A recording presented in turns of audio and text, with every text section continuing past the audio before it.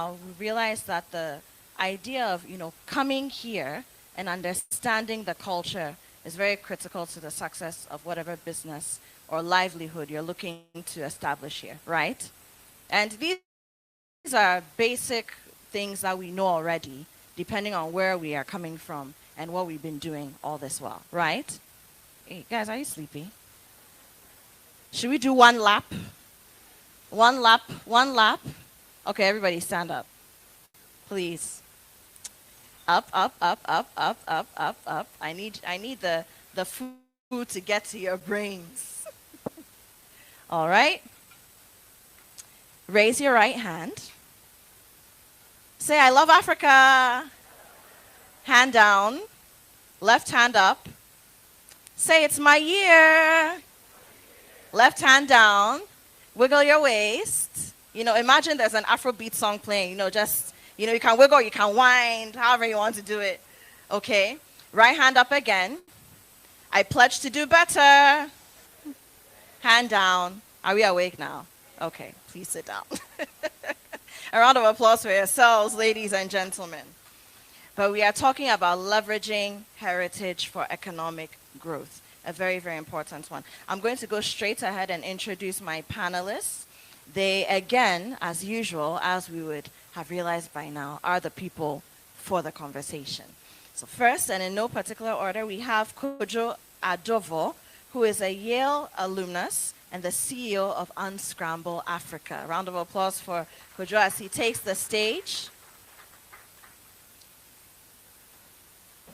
So Kojo, any of these. Thank you for joining us. Kwabna Darko, entrepreneur and author, is here as well, also ready for the conversation. Round of applause for Kwabna as he joins us up here.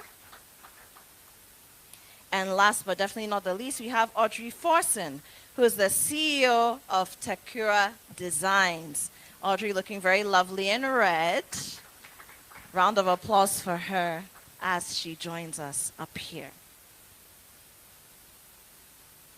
All righty. Thank you. Hello, ladies and gentlemen. Let's test our microphones. Hello. Okay. Hi. 1, 2. Perfect. And we're going to get right into it.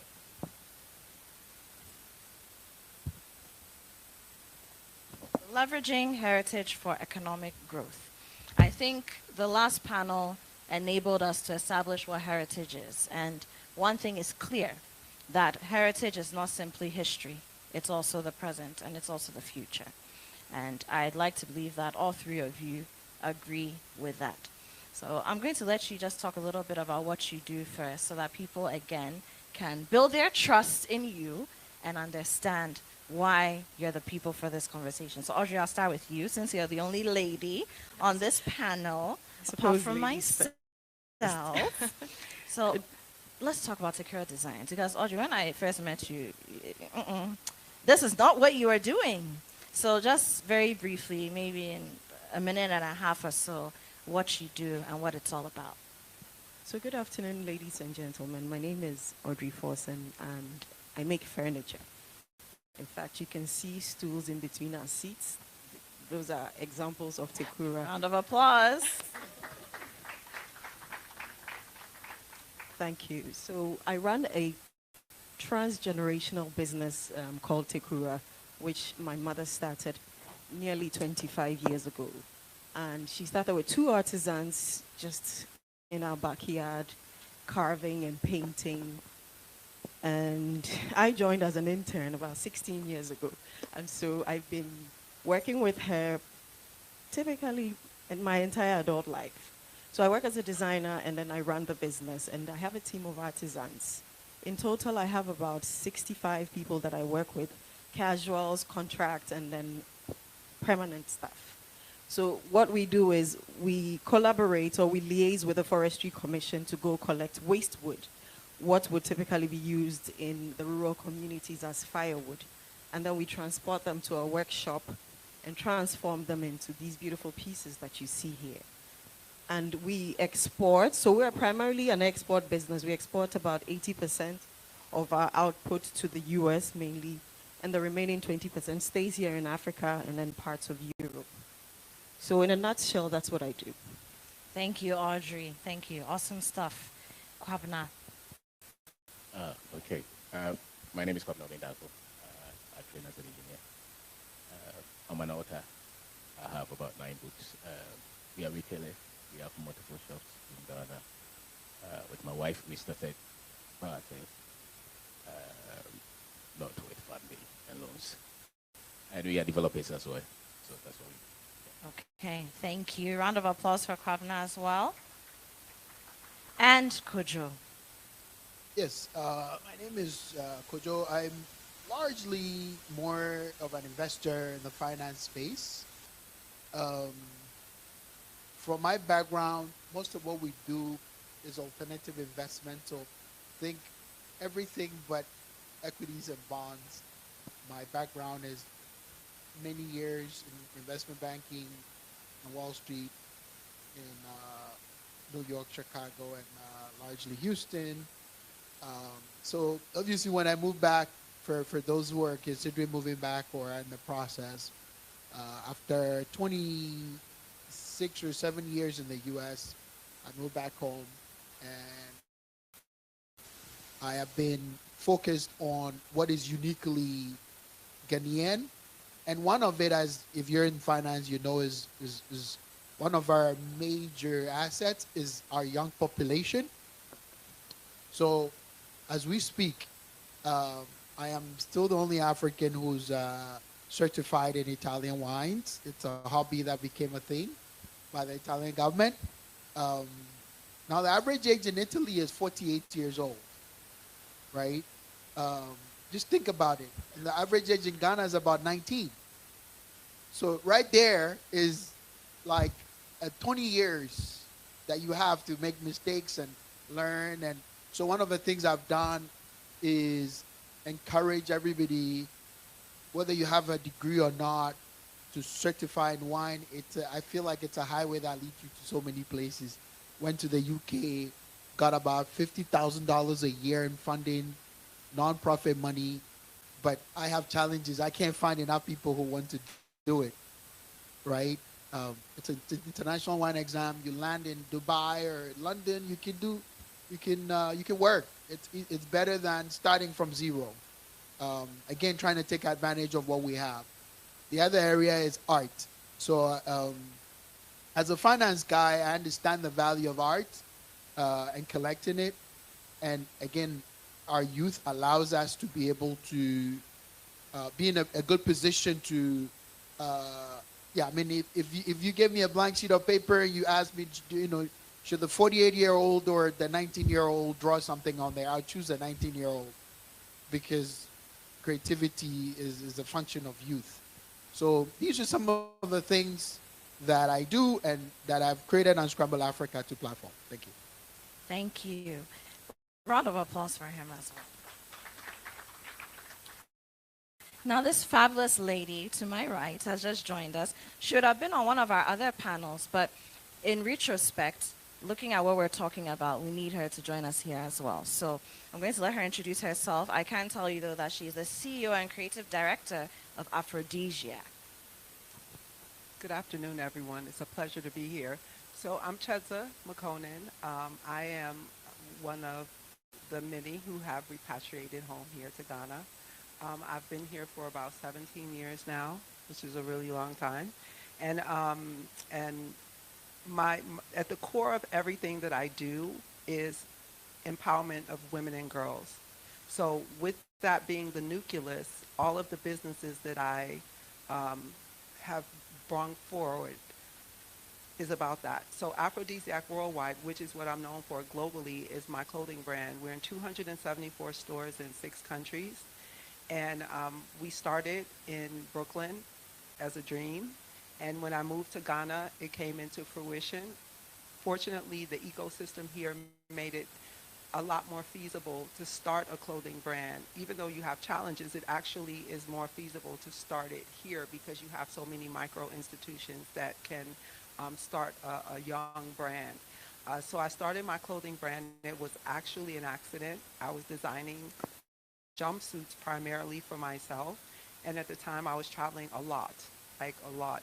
I worked for Delta Airlines at the time.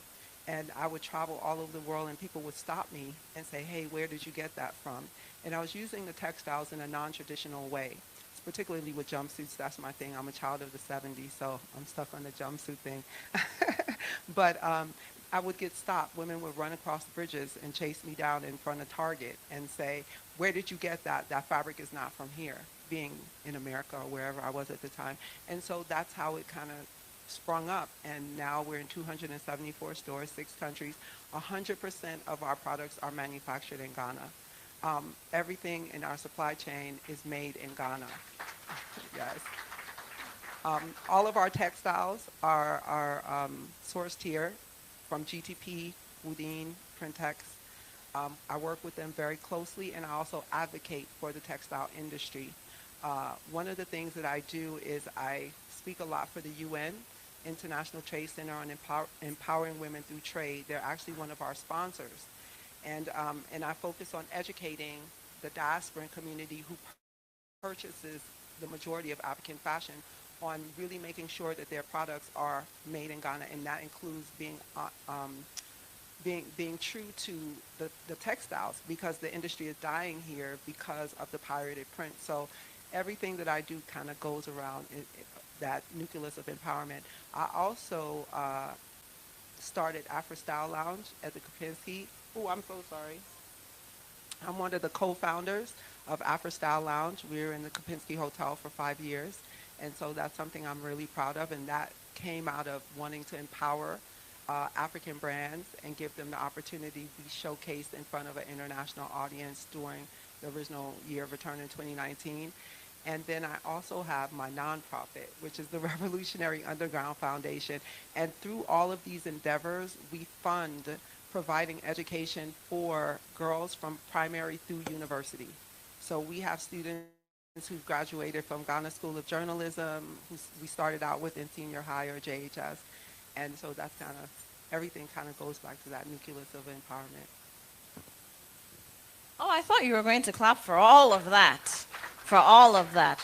And I'll come back to Chedza, because just listening to her, you know, she does so many things. And that's actually very cultural.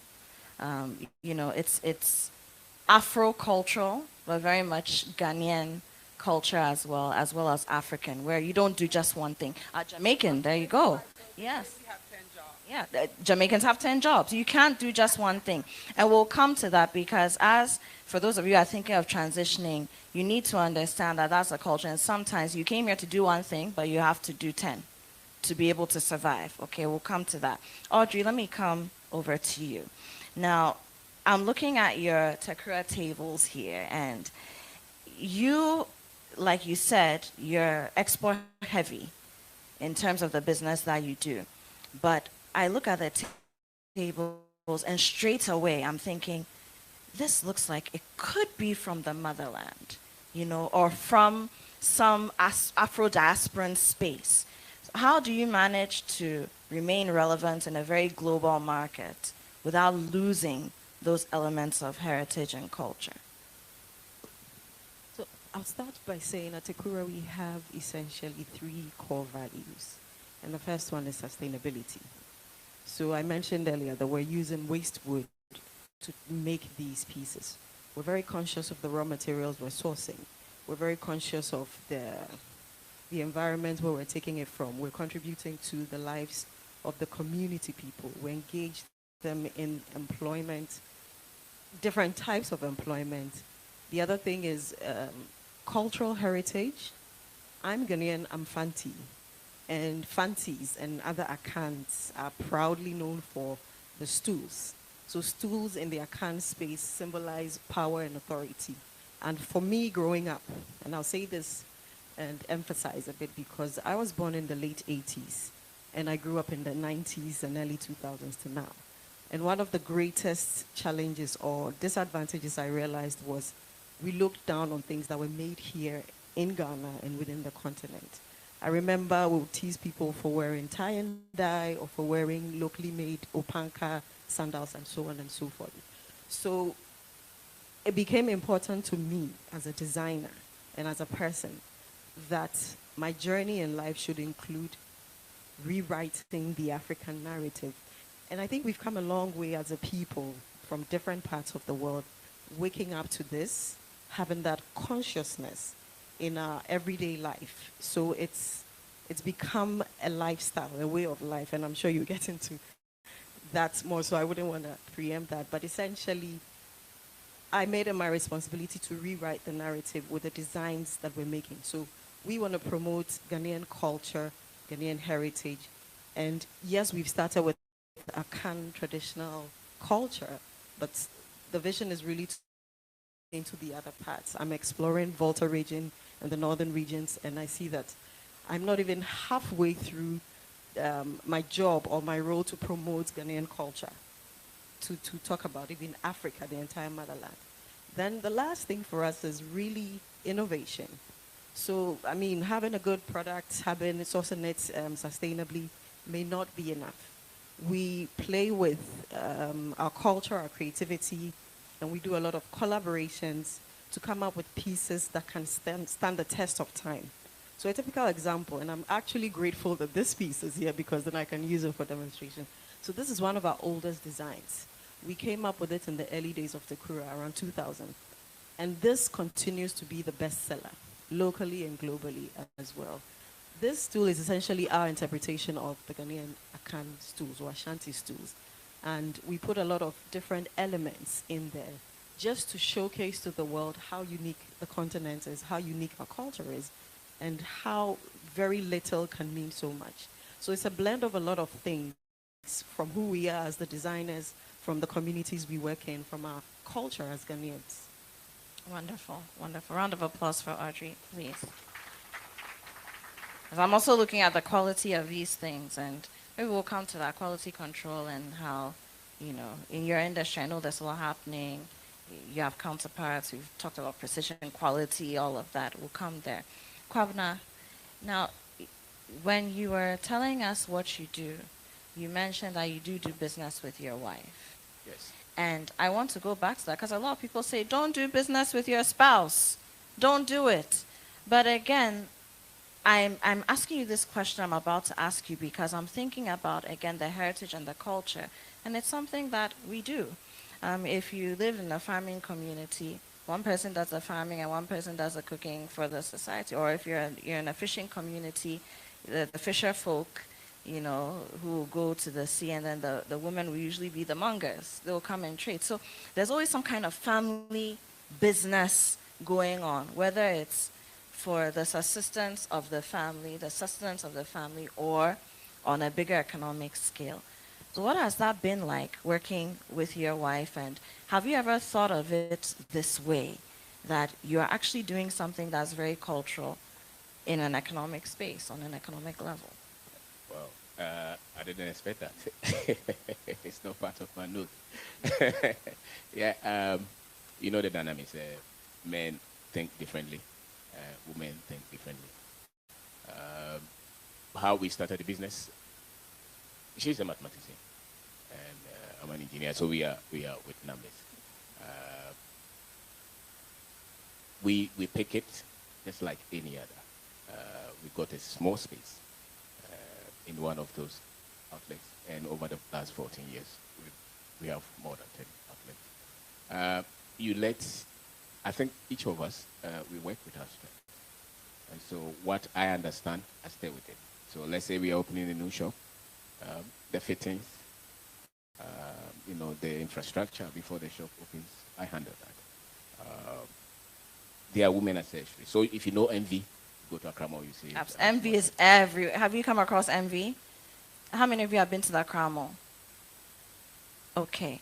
Yeah. When you enter, there's a shop. It's like a magenta background, and then Envy is written in white. Yeah. And they have jewelry and slippers, all sorts of things. That's Envy. Yeah. Yes. But now you're putting a face to the name. Okay. So we make some of the products ourselves. We have workshops that we manage. So for the men, I sort of manage them. But the designs, she works with.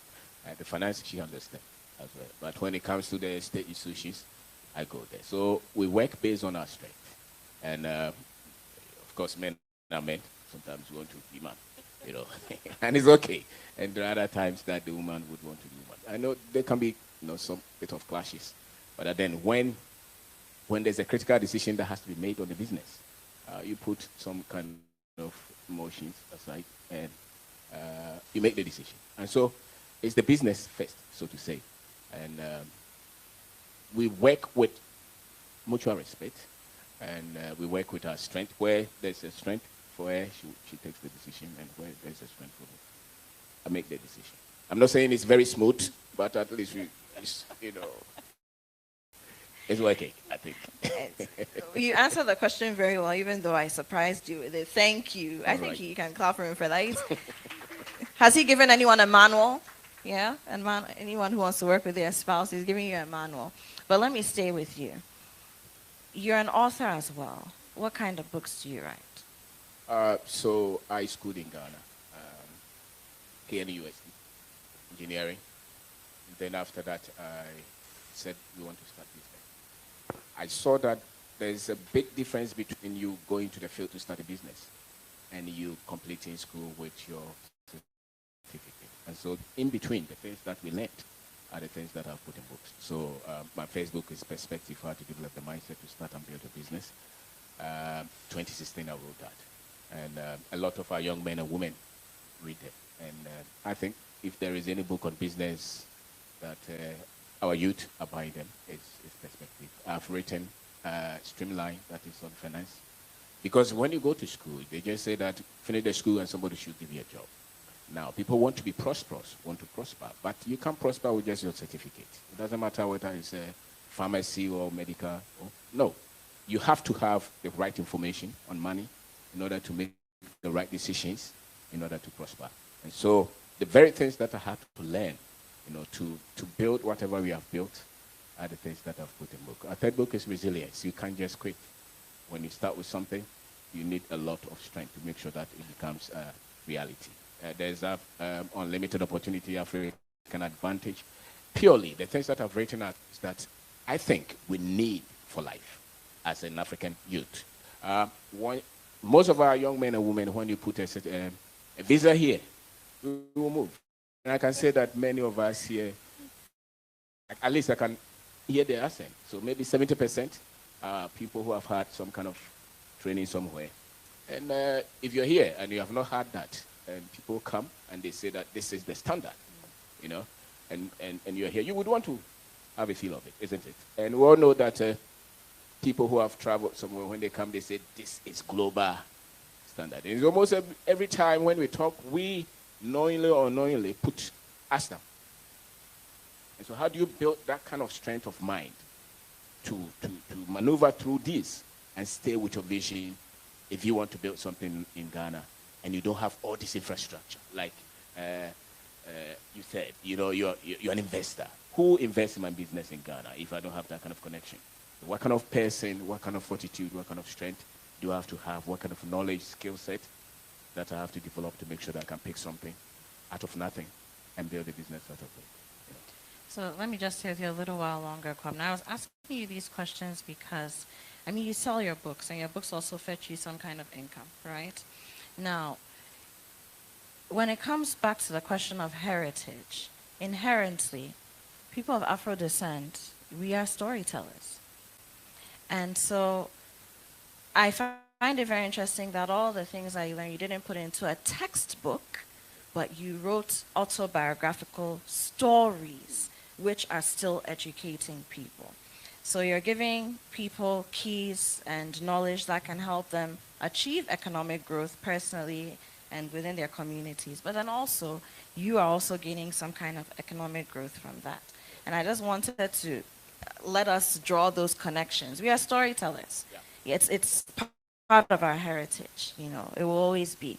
And so I thought that was interesting. But when you were writing down some of these things, did you ever reach a point where you were skeptical about sharing your personal experiences? Because it's also something that a lot of Ghanaians and Africans face. We don't like to share our stories. Okay, so perspective, when I wrote it, my friend is Wode Kyei. He's a PSFM. He does a lot of the programs in our language. And so since COVID, since the day I gave him a copy and he said, let's be on this show. And so a lot of these things that we talk about since 2020, we have done over 200 topics on some of these technical things that will open the minds of our people in P. Okay, not in English. I think the first major interview I did was with Dentaa. That we did an interview, and it was in English. And that's where maybe the people with certificate and degrees saw what we're doing. But some of the things that we've been teaching them all this while. I didn't have any skepticism, if you want, in me putting any ideas out, because mainly I felt I should know, or I should have known these things, especially our history. And I major on our history, prompting or making our people aware that if you don't study your history, you don't have an identity and you don't know yourself. And it's very difficult for you to really see yourself as an African if your sense of history starts from 1957 or 15th century that the Europeans came. Because really, if you look at the whole architecture that they built them to sacrifice us. And so we're still living in the effect of it.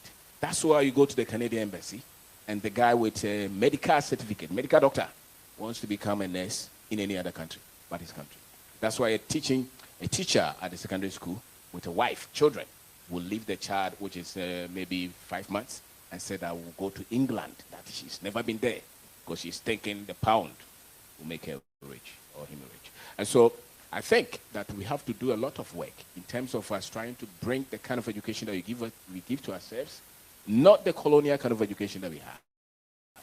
Because if it's not colonial, then when you have been through it, you should become very proud of yourself.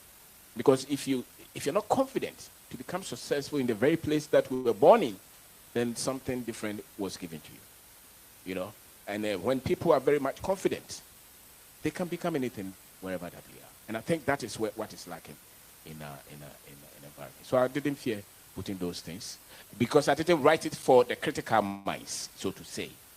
I didn't write it for the people who would want to see England as the standard. No, I wrote it for the young man without any father who has to live in Ghana. I saw Braco here. He said he watched one of our videos and he came solely to Ghana 3 days ago because of the video. And we put a lot of information on Facebook. We do a lot of programs for young men and women. Just the last 2 days, we did knowledge seminar for a lot of our people. We don't speak English. I don't even think this is my audience anyway. Because I think where the critical... No, it is, because you see, this is the other side of the diaspora, Okay. you know, and sometimes when we use the word diaspora, it's also become a buzzword, unfortunately.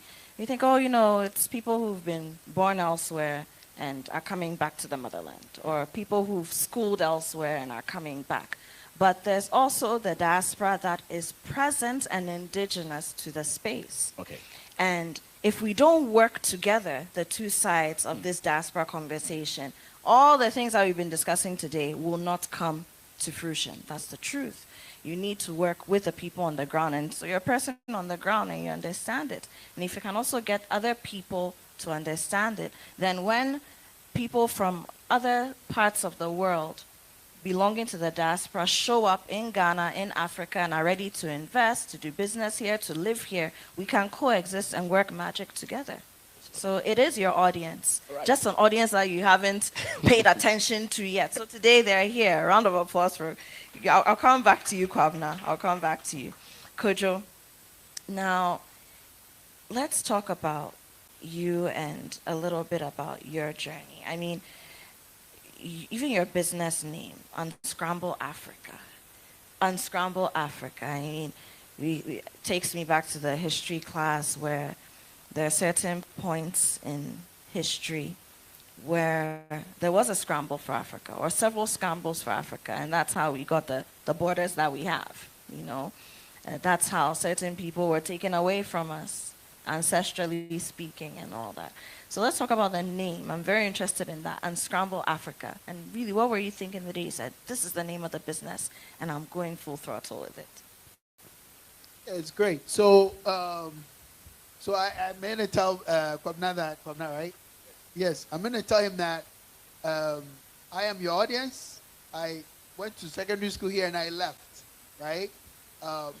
Probably because, I'm a product of whatever circumstances I was born into, whatever. I went to university in the U.S. I'm a physicist, study physics, financial mathematics, Wall Street for 15 years.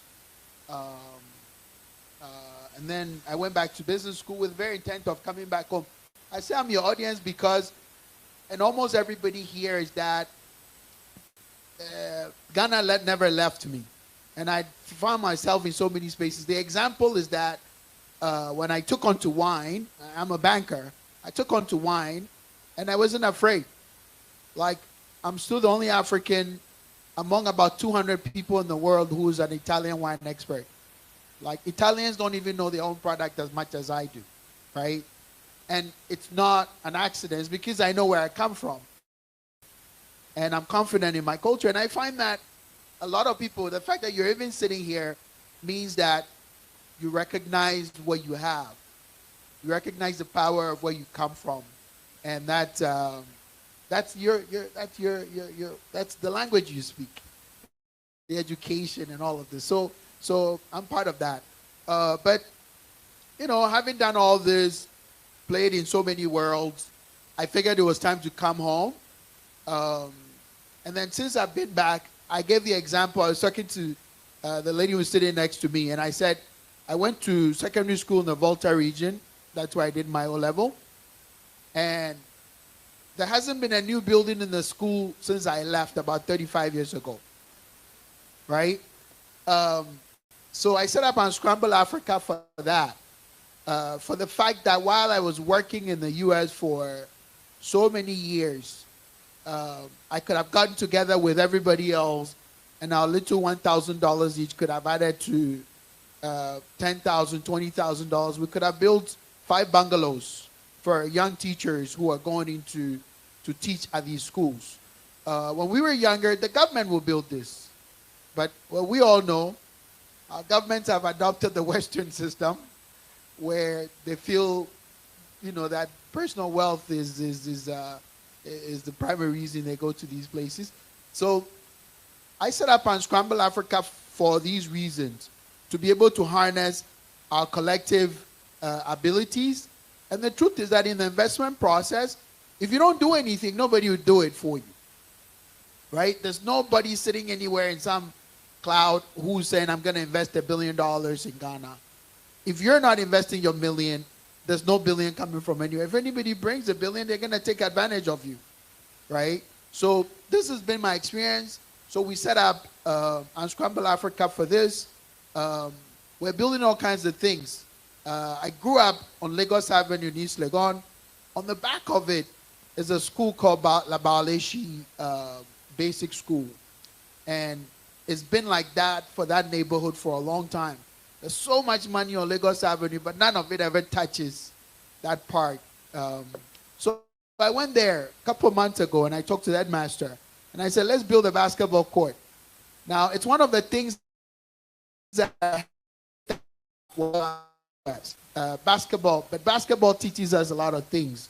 How to work in small teams, a team of 5, and you actually understand your role based on how good your skills are. So as we speak, Unscramble Africa has partnered with Gasem Foundation, the cement company, to build a basketball court for Labaleshi School. And with money from people who are from that area, with money from the other side of East Legon that actually has a lot of money, we can learn to build teams. And when we do that, we don't have to go outside, right? Because if I have 5 people, 4 other people working with me, there's a lot we can accomplish. I have professors from my school that are connected to the NBA.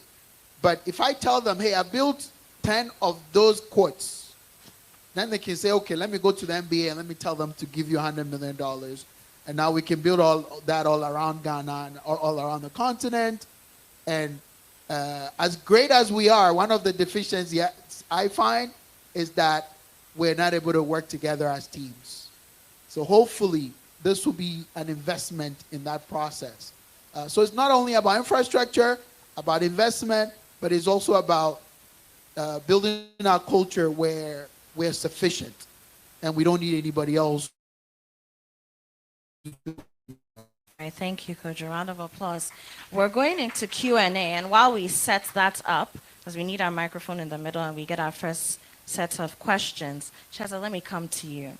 Now, your work is extremely aesthetically pleasing and very bold. And when you said you're a 70s child and you're stuck in the 70s is back, in full force. And I see your pieces and I'm just amazed by them.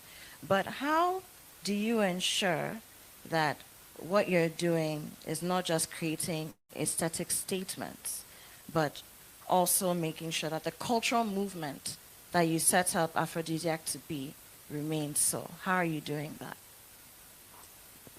It's actually not difficult because it's the core of everything that I create, whether it's clothing, jewelry, whether it's my nonprofit. So I find it to be extremely easy because it's the core of my value system. The textiles that we use comes from the core of my value system in terms of maintaining and creating products that speak of who I am and what my intention is. And what my intention is put into everything that I create, whatever that might be. So when it comes to sourcing our textiles, it's really important to me that the textiles are sourced here, that they say something, not just look pretty, but it says something. When we use GTP, we say we stand for textiles in Ghana, made in Ghana. We stand for the history from which GTP came from with Kwame Nkrumah and why he created GTP in the first place. Using the textiles say that we're proudly Ghanaian. And so every single part of my supply chain, 95% of our supply chain is women, SMEs.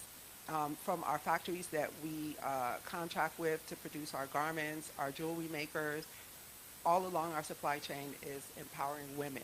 So putting that intention into the core of creating the products before we even look at what they look like, it's the intention behind why they're created that I think is where everything stems from.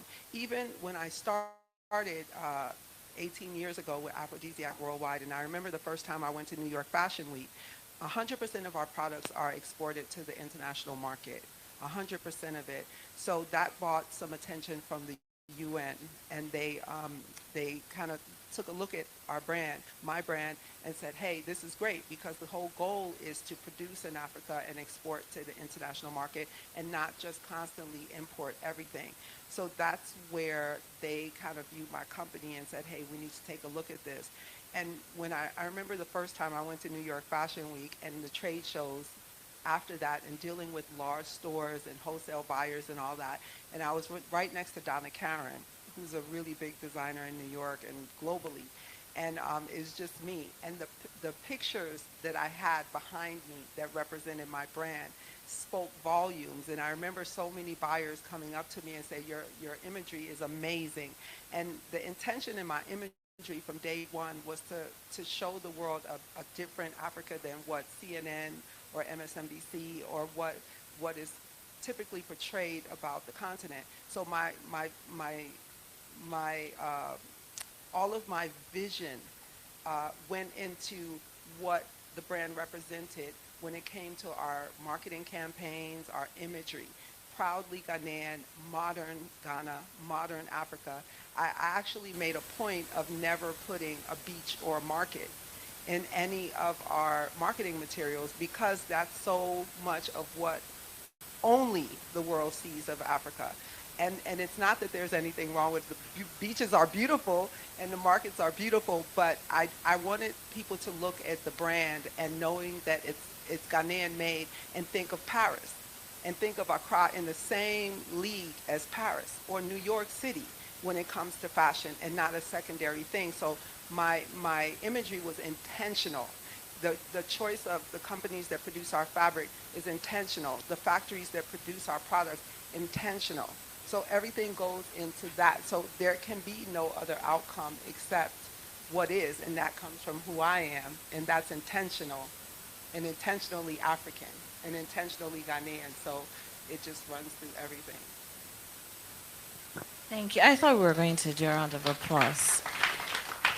So we're opening up the conversation for the floor. Yes, you may come up. I'm taking only 3 questions this time around.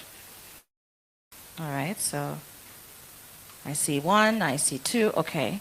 Ladies, hand up. 3. We have our 3. Going, gone. Yes. All No, right. there's a lady. Yes, so you're the first one. Go ahead. Oh, me? There's a lady with a shade. Yes, so you're the third. Yes. Yes. Okay. Go ahead, please. Yeah, it's a two-part question. So, I'm coming from the film industry. I worked in Hollywood for about several years, Avengers, Iron Man, all that stuff. And just several months ago, I was about to open a studio in Los Angeles, but I made the decision last minute to move here to Ghana and open that studio. And the intention about it was the fact that I'm familiar with the Ghana film industry, but I know what I can bring to the table here in terms of the quality, the productions, and whatnot. And so part of the first question I have is, well, I came here with the end in mind. I had the vision, and then as I'm getting settled here, I just realized, oh, I don't even know what kind of rates people pay or how to find the people. So the question is, coming from that background in here, how would you advise that I go along and find these people and build that? I understand that I'm going to have to train many people to get to this type of quality that I've been doing with visual effects and animations in the film. And then the second part of it, I know you mentioned you're an art collector. So while I was in the USA, I'm not sure if you heard about crypto art at that point. I got deep into it. I was able to build a 20,000 community and witnessed many other Africans just doing crypto art, selling their arts, including myself. They were able to buy their parents' home and do all kinds of things. So I'm wondering to you, do you see a future in crypto art being able to bridge the gap between what is happening in this continent, where now we can use things like cryptocurrency to expand? So those are my 2 questions. Thanks. All right, so Kujala, you take those. But the first thing you need to do, my dear filmmakers, speak to the National Film Authority. That's why it's there. Speak to the National Film Authority. It's an agency under the Ministry of Tourism, Arts and Culture. They can give you a lot of direction, all right? And then also go to every film event you can find. Look for them, social media, all how big, how small, doesn't matter. Just go, because the filmmakers are there and you'll find them to work with them, okay? Kojo, I'll let you take it. Yes, so there's an event coming up, Accra Indie Film Festival. Has a panel similar to this coming up.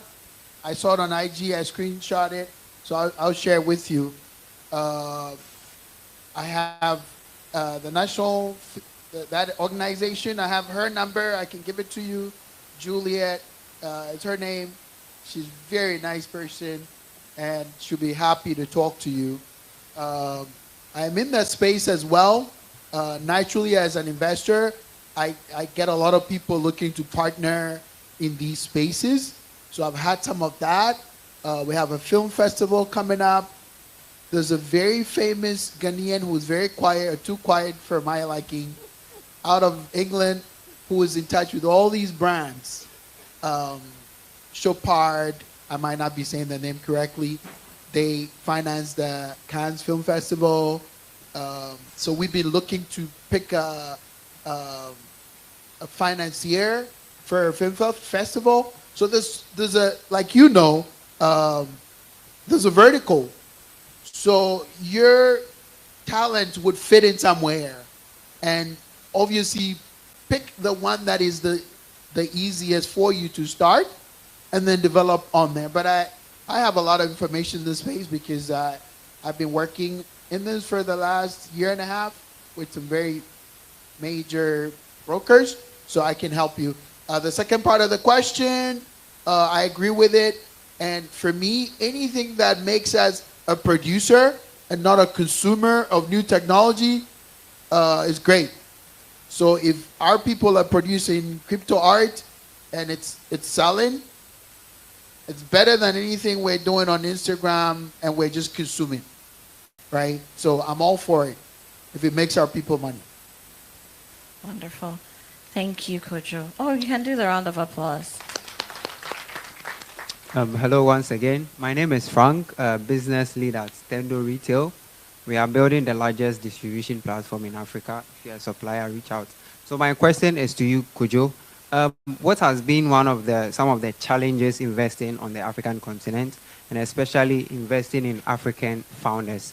What has been your challenge? And the second question goes to Kwabena. You spoke about perspective.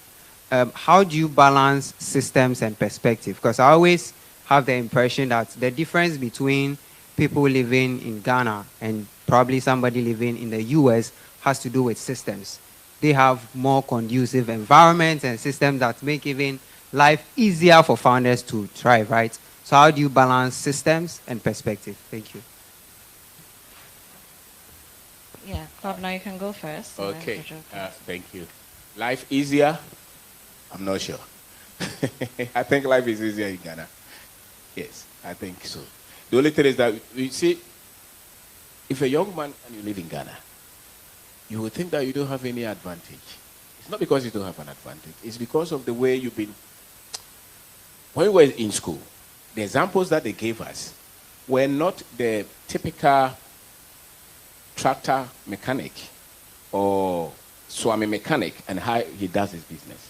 They were giving us General Motors kind of examples. So when you come out, you are educated on your blind side if you want. And so you never think that there are opportunities here. But if you put a table on the street and you're selling orange, which certification do you need? So the entry point is so easy. The only thing is that we have not pushed that kind of advantage or the advantages that we have on us. And so I would say, let's bring a lot of things down to the level that many of the people can easily relate to. So if you're a young man, you want to start a business, they tell you write a business plan, go and look for an investor. You will wait forever. And that's why many of the young men without degrees who listen to what we do or what we say, many of them, they are not just making 10,000 a month. A lot of them are crossing millions in a year. Now, these are guys who didn't have anybody pushing them anymore. But the only bet was that I have to go into cassava farm. I have to open an electrical shop. I have to open a restaurant. And because they see the figures, that's what we don't seem to pay attention to. Many of the people who are into retail and things like that, they see figures. But they only need our assurance or the information that what you're doing is right. And so pay attention to do it. Systems and perspective. I think your perspective is your reality. And the systems that we have built or we inherited were not designed to promote our prosperity. That's why if you open a restaurant in Ghana, the regulators will come and give, the kind of bills that your business will have to pay. Just because your business is nice. The regulators are here, Yes. Yes, they have to hear them because you are really working with a structure that is preventing your people from becoming prosperous. So people are afraid to launch out because tomorrow GRA is there. You are not paying taxes. You are not paying. But the structure you are following, they give them money. Nobody gives us money here. So the more you put your taxes on us, you are taking our capital. And that's why the foreigners are taking advantage. You have a lot of youth without jobs. I think that if a Ghanaian open businesses, don't worry about taxes. What have you given them? Nothing. And the other one, AMA and the other things will come with chains. Even in 1845, they were not doing that.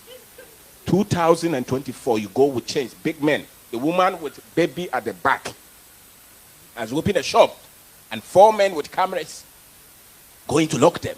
We can do better. And they have to pay attention. All the big businesses will be run by the foreigners because they are not afraid of you. And they know that they can talk to your bosses. But I know a lot of Ghanaians who can do better, but they don't want to be worried by these regulators. Especially the tax people. And a lot of the tax codes and the requirements, Antiafia, why are you asking Antiafia what is your financials? It's not money you want. So give her a rate. Every month pay 100 Ghana cedis. Where is your payee and senate and all those? So you're scaring people from doing business. And I think it's not your fault. It's the systems that we inherited, which we have to shut down and build the ones that promote prosperity in our country. Yeah, I totally agree. I totally agree with you. Being a financial guy, some of it answers some of the question that he was asking earlier. It definitely scares the young people from starting anything, you know. And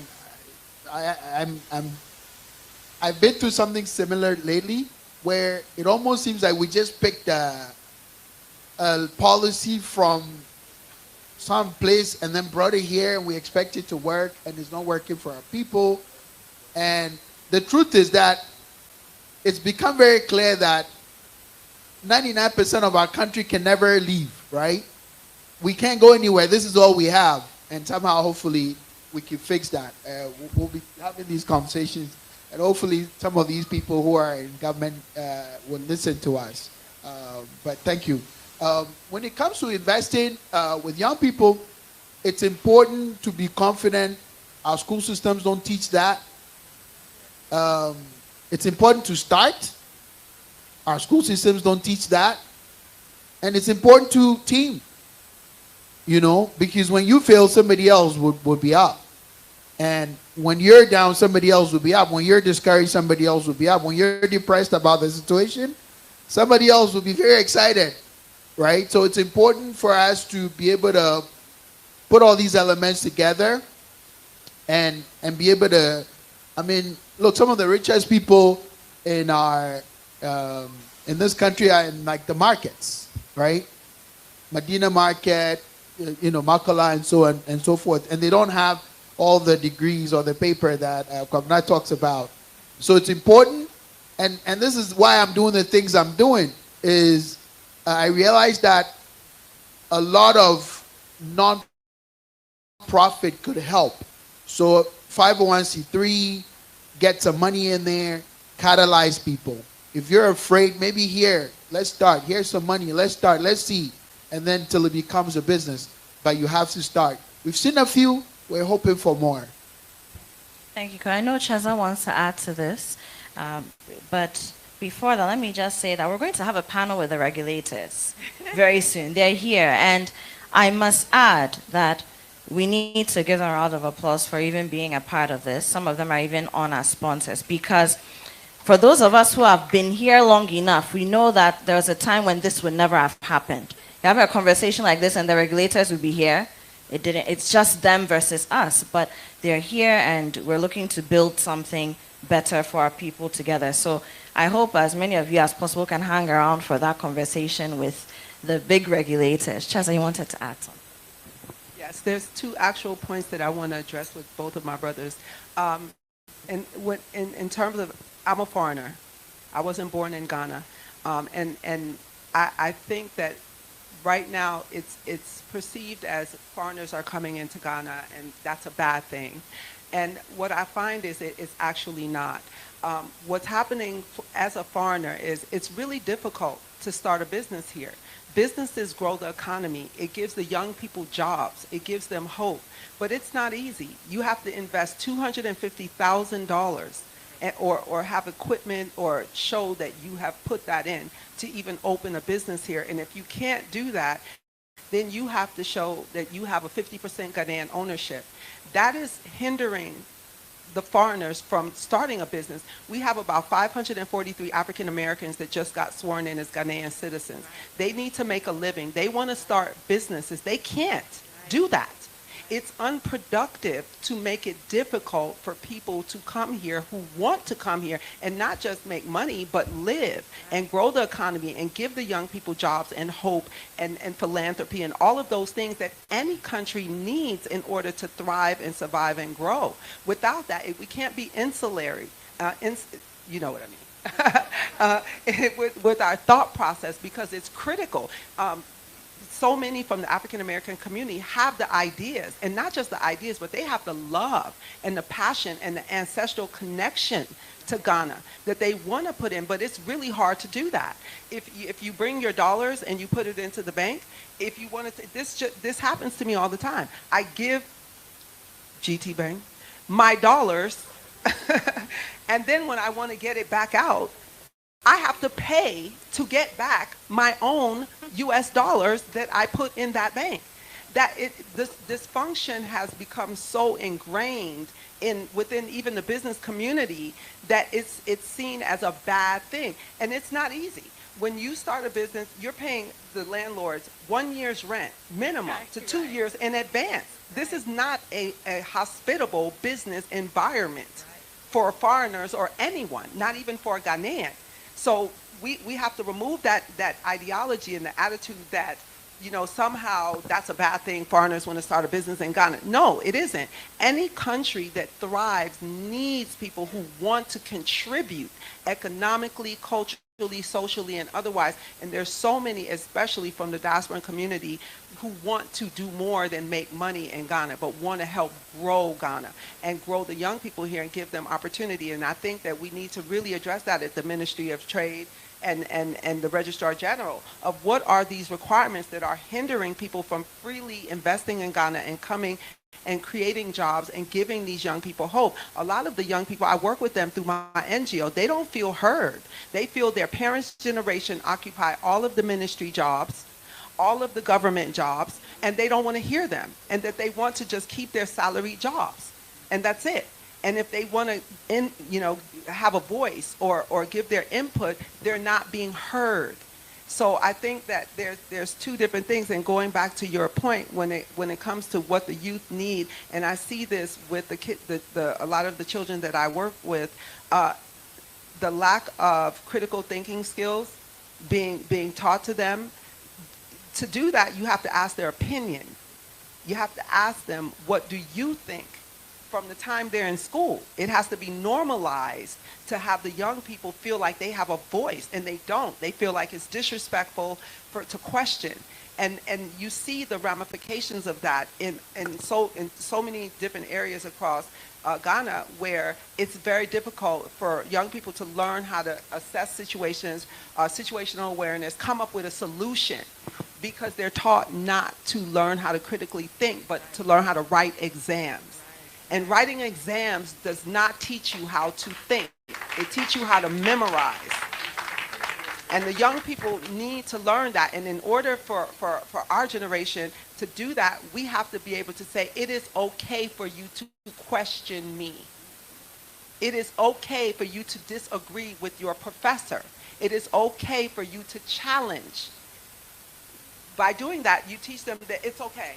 Your voice is heard. It's important for us to hear you, and I think that is a really key element. Thank you, Chetsa.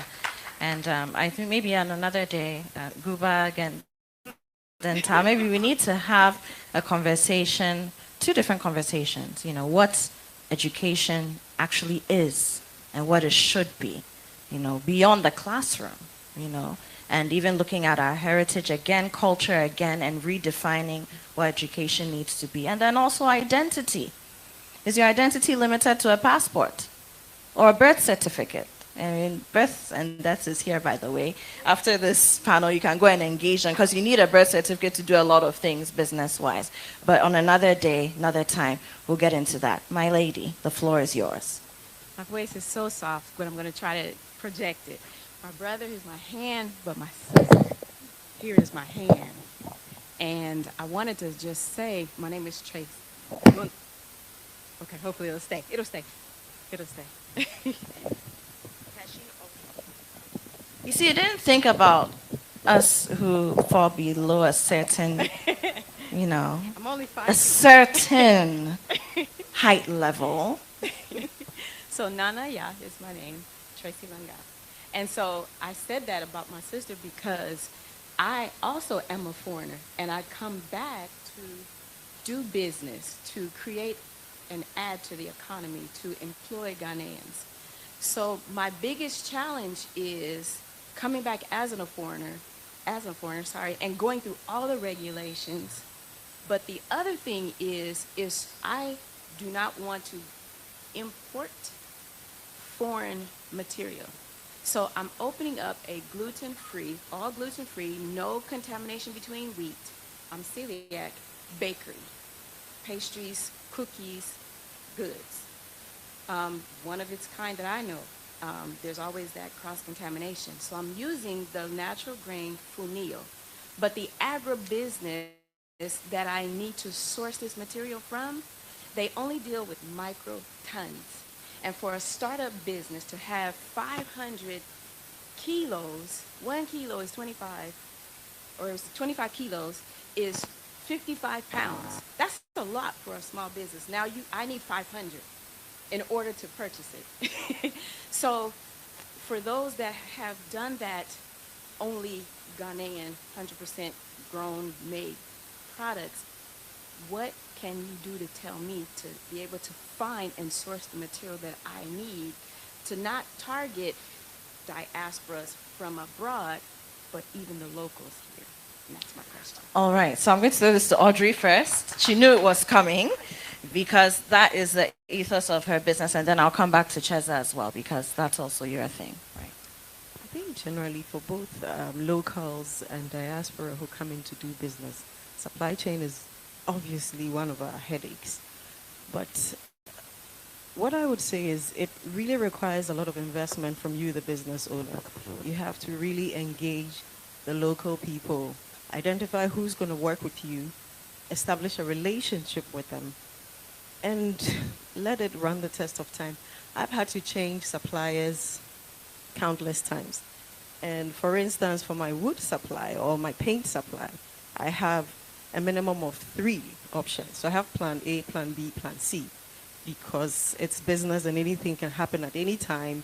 You can get disappointed in the middle of an export order or when you're just about to ship your products. So it's important to understand the terrain.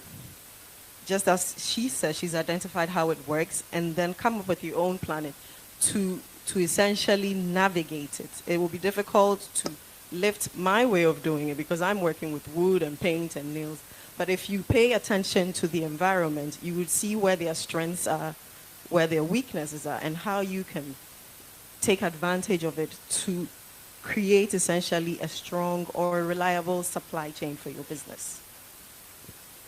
And also, it takes a lot of creativity. I know for me, within the fashion industry, dealing with textiles is primarily looked at as a commodity in Ghana, separate from the actual finished product, which is part of the fashion industry. So the textiles are treated as shea butter or cocoa or any other commodity. So as a designer, when I'm attached to the international and global fashion industry, I produce according to the fashion calendar. That's spring, summer, fall, winter collections. I might create a collection in, let's say, in March. By the time I shoot it, put my books together, and then show it at Fashion Week in September, that fabric is not being printed by the textile company.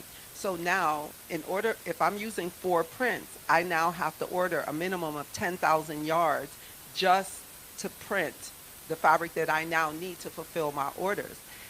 It's specifically because the textile industry here doesn't attach itself to the global fashion industry, so it doesn't consider designers in its ethos and how it runs its business.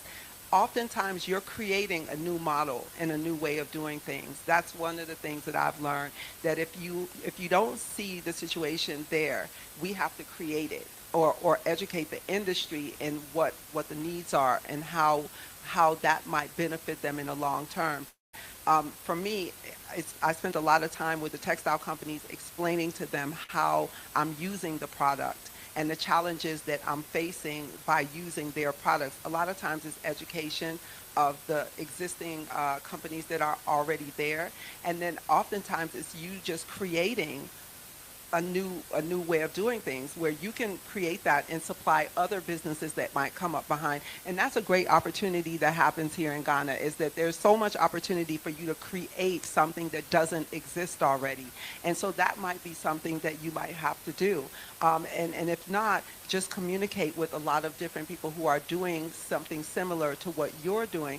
And that's how I've been able to get around. And then also it's just talking to those suppliers that are there. You know, there's a lot of times they have a system of doing things because that's the way it's always been done. But if you explain to them what you need and how that might benefit the company long term or give them a new way of doing business, then there are companies that are open to that. For me, with GTP, they've been extremely supportive in terms of helping kind of push my business to what it needs to be, even though the typical way wholesale for them were the women in the market that sell the fabric, not a designer.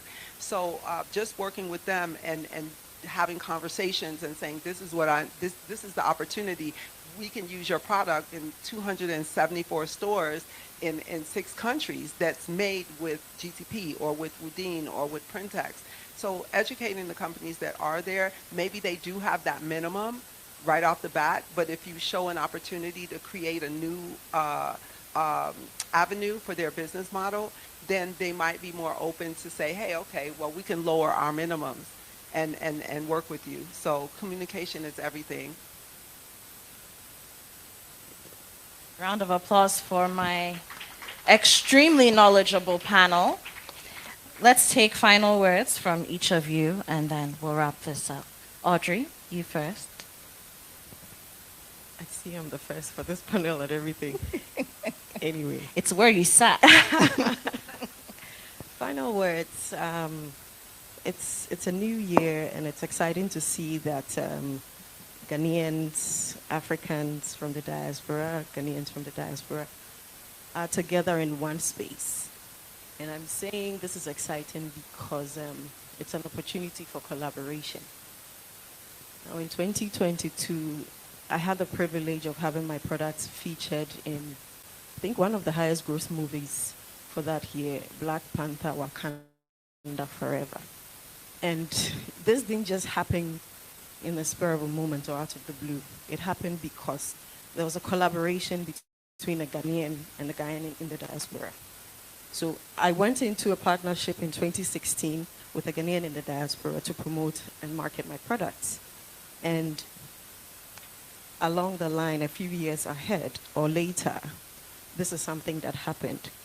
And it comes with benefits, etc., but that's not what I want to go into. I want to focus on how we can collaborate as Africans, no matter where we're coming from. The world is looking at us now, and it's a great opportunity for us to really show them who we are. We're talking about heritage, and heritage is what is sustaining a lot of us in SMEs or independent contractors or whatever it is that you're doing. We're leveraging on what our forefathers handed over to us, and how we're using it and handing over to the next generation. And so for me, it's really making heritage the basis of everything we're doing, from our education, our training, the work that we do, the businesses we're running, how we're thinking, our mindset, and how we perceive opportunities or challenges, just as my brother said, perspective. And so if heritage is the basis of your perspective, in the midst of all the challenges and difficulties in this continent, you see a lot of opportunity, and that in itself will give you an advantage in terms of bridging that gap and gaining a little extra from that. All right, Audrey, very quickly before I take final words from the others, let's talk just very briefly, quality control, because that is part of the core of your business, and you are in exportation, you're export heavy. How have you been managing quality control, especially since, working with artisans here sometimes can be a pain, because we create with our hearts and our souls and not necessarily measurements. I mean, I agree with you. It's a huge challenge, right? From lighting, plumbing, carpentry. We do have serious challenges with quality control, precision, accuracy standards, essentially. And when you're working for a global market, which comes with its own specifications in terms of what standards you're to meet. Example, if we're sending a container load of tables to Home Goods, there are certain standards we have to meet. Now, your client has communicated these standards to you, obviously, and now it has to translate into the work that you do. And you're working, fortunately or unfortunately, with artisans who are very skilled, very creative, but perhaps lack that attention to detail, which will help you meet these standards. So I'm going to say how I've navigated it. I do not have all the answers, but essentially how I've navigated it is, one, I have a culture in my business. And so when you join us, you go through certain orientations and so on and so forth. And then we train you on standards and the quality that we have to ensure. And then also, how will I even put this? It's a sensitive thing, so I'm being mindful of my words, but it's important for us to train our artisans. I have, my carver is probably 70 years.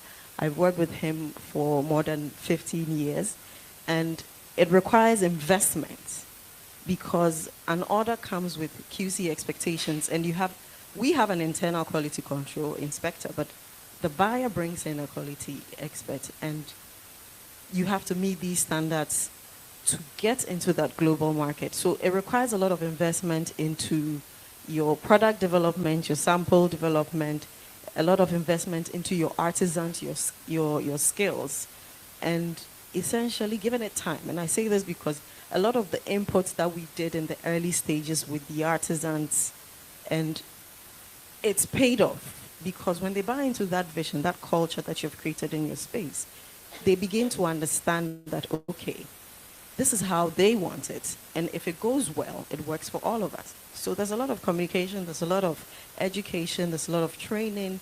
And it's also, at least for us, important to every once in a while let the artisans see what happens to what they do or where it gets to, so that it gives them also a sense of pride.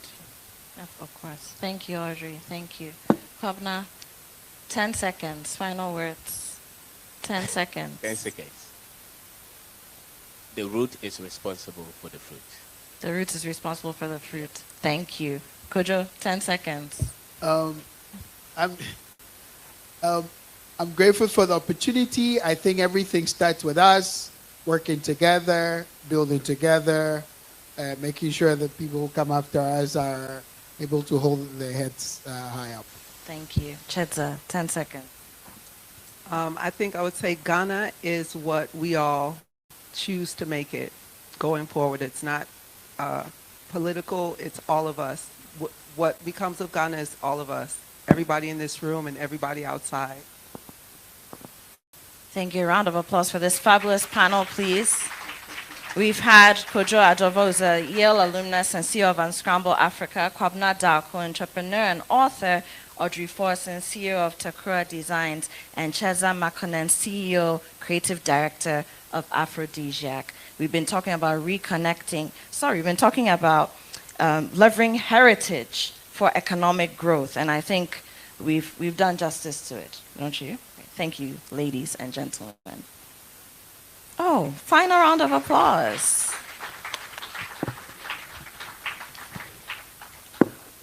As we get ready to move on, I want to remind you that the hashtags for this conference, Diaspora Conversations 2025, hashtag Diaspora Conversations 2025, and hashtag Roots to Results, Roots to Results. And please follow the live updates on the GUBA pages on X, formerly Twitter, some people still call it that, Instagram, Facebook, and follow the GUBA Diaspora Network as well. Kobby. And then last but not the least, we have Joseph Ejay, who's the founder and creative director of Black Volta, also in the building and joining this panel. It's a star-studded all-male panel.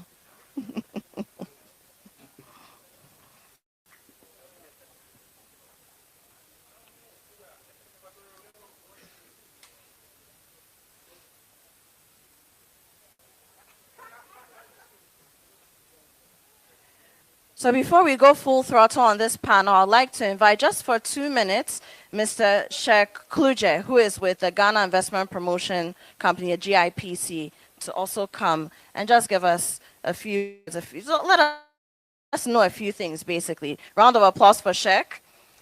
Oh, round of applause, please. And then after this, we go into our panel.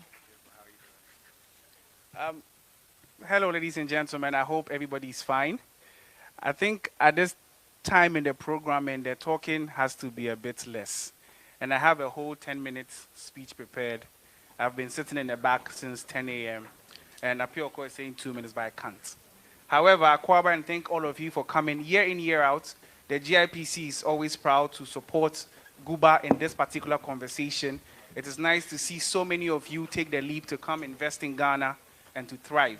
We at the GIPC are ever open to discuss your investment journey with you. Just think of us as your GPS through the investment landscape of Ghana, and believe you me, we will not ask you to make a U-turn and return home with your monies. I would calmly exit the stage and leave the award-winning bloggers to have a conversation. But my office is on the 6th floor. My doors are always open. And the GIPC, as we always like to say, come grow in Ghana and grow with Ghana. Thank you very much. Thank you, Shek. Thank you.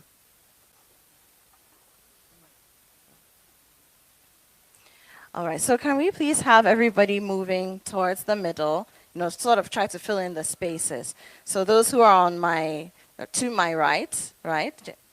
Thank you, ladies. Thank you. I love you very much. Thank you. And then to my left as well, anybody who can fill in the middle bit, would appreciate that.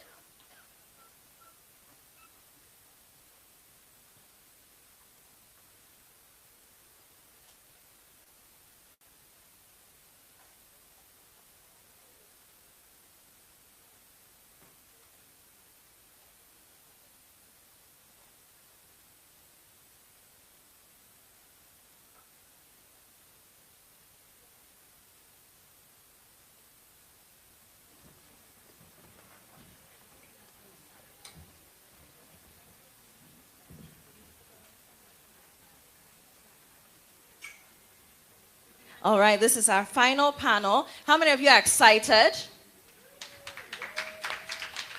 Hey, the excitement is like, what, 20% of the room?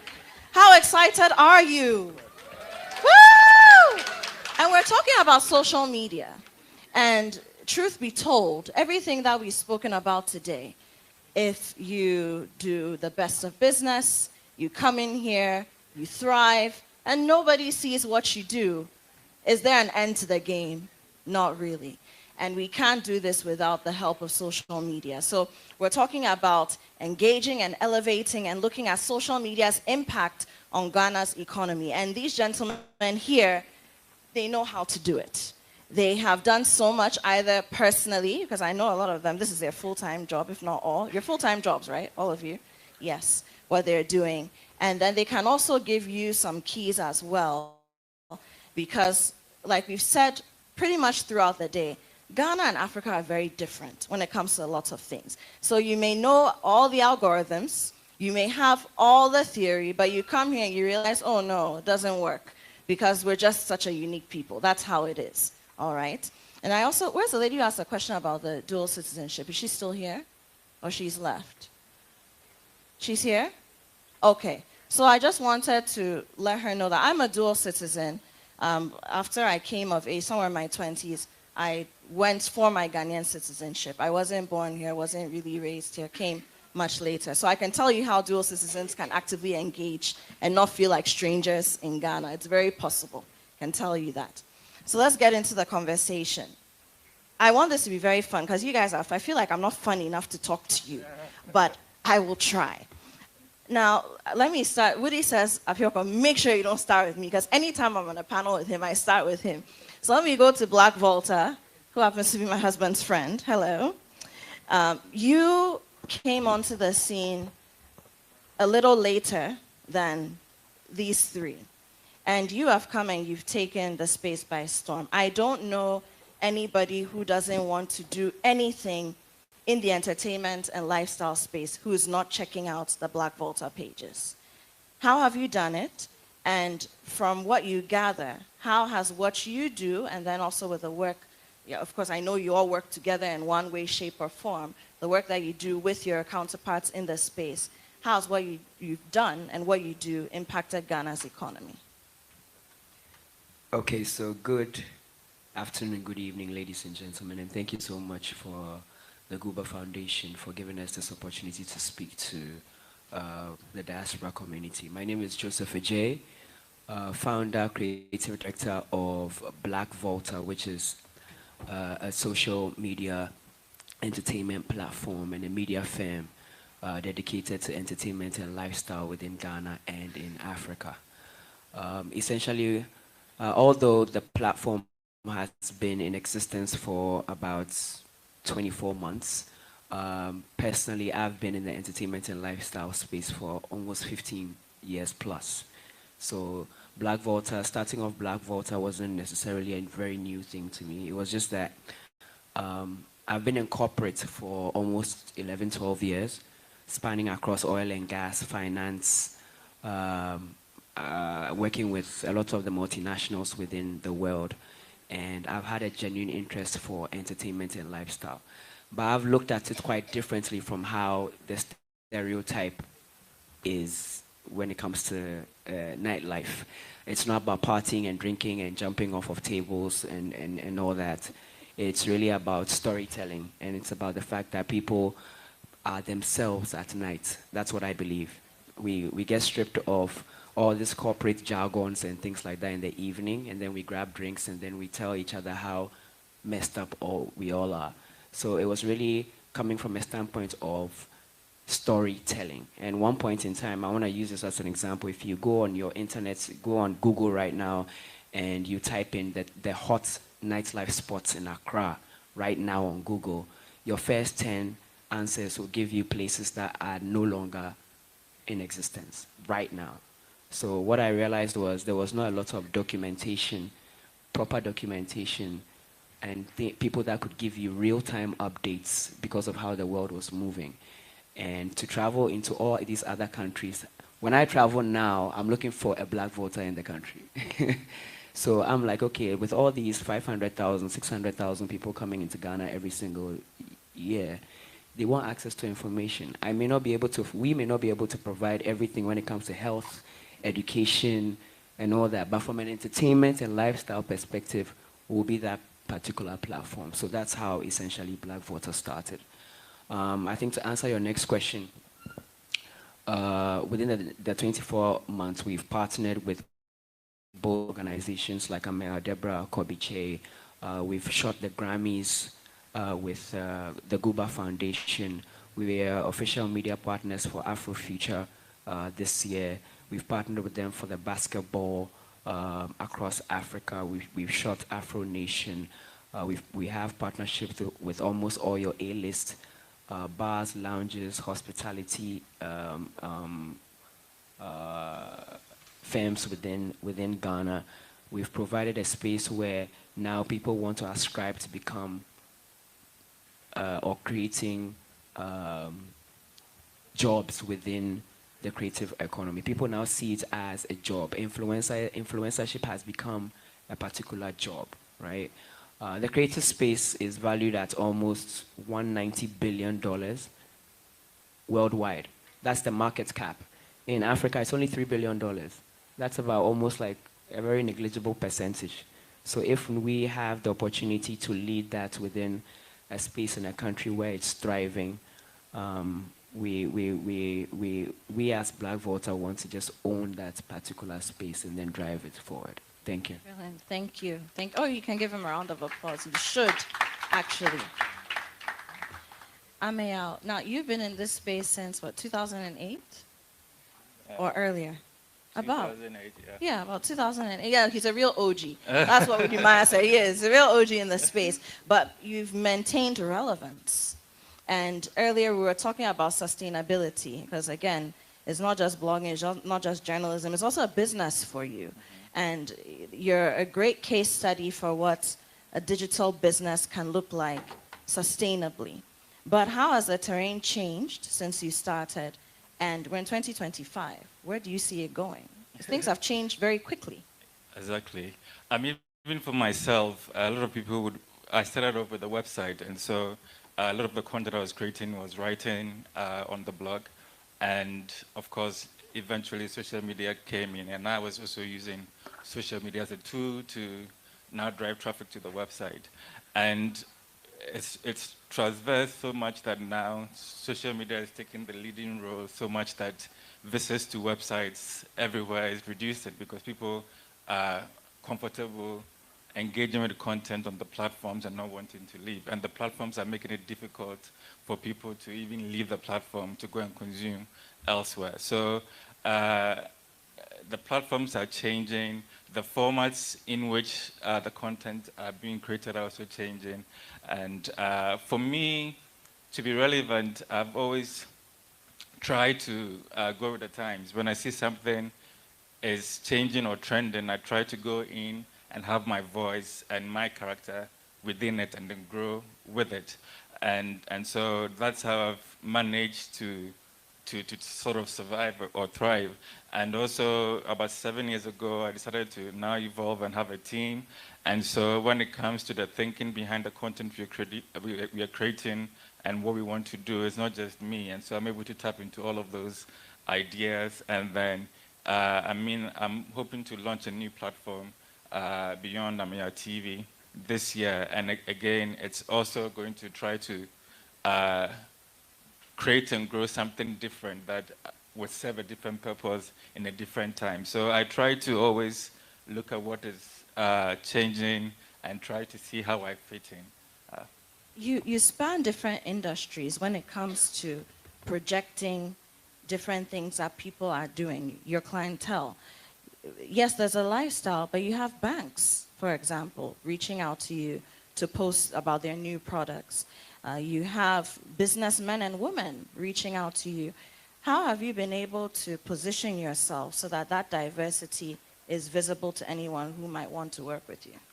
I think it's one of the pluses of working within the social media or digital space. You're able to sort of have a sense of the people who are following you, what they want, what they like. And so I try to open it up so that there's a bit of something for all of these people who perhaps are following me for whatever reason. And so it's important to understand the platforms, and the platforms themselves are different. And so understanding how each one of them operates at the end of the day will be to your benefit in that regard. And like I said, I try to keep it a very human face, as human as possible. People speak to me, they feel like I'm right there or they know me. That's because of how I've opened up and how I operate. I don't have a team, I don't have a manager, I don't have a marketing person. I put myself out there, make it myself very accessible, and all of that has helped. Wonderful. Round of applause for Amayal. Kobby. Now, you and what you do is very interesting, because we're in an era where people feel if you're going to rake in numbers, followers, likes, then it needs to be, all fantastical bums and boobies, and, that's how you get the followers and the likes. But you are out there pushing lots of social issues. How do you keep that balance, and how do you maintain your audiences and their attention? Do you wake up in the morning and strategize and like, okay, for the first 12 hours, I'm going to talk about this and this, and then after 12 hours, I'm going to switch to the social. How do you do it? Thank you so much. Sorry I lost my voice. The Christmas was a very busy one for me, so I lost my voice. I'm super humbled to be here and to be in the midst of Wode, Maya, and my brother, Black Voter. Thank you so much, Dentaa, for this opportunity. I think that, first of all, I have a different philosophy when it comes to social media. My philosophy has always got to do with impact. Apart from impact, nothing else for me. And for me, I believe that everything that we do, because I look at Kwame Nkrumah's old videos and ask myself, years ago, there were no social media. But when we chance on Kwame Nkrumah's videos and his ideology and philosophy, Nelson Mandela and all these great people, the things they said, I'm still using Kwame Nkrumah as a case study because in their era, there wasn't any social media. And when all of us hear chance on what Nkrumah said, practically, some of his videos that they were able to document, we go crazy. And I'm like, Kwame Nkrumah said this, and his words and image and the things he did is still breathing.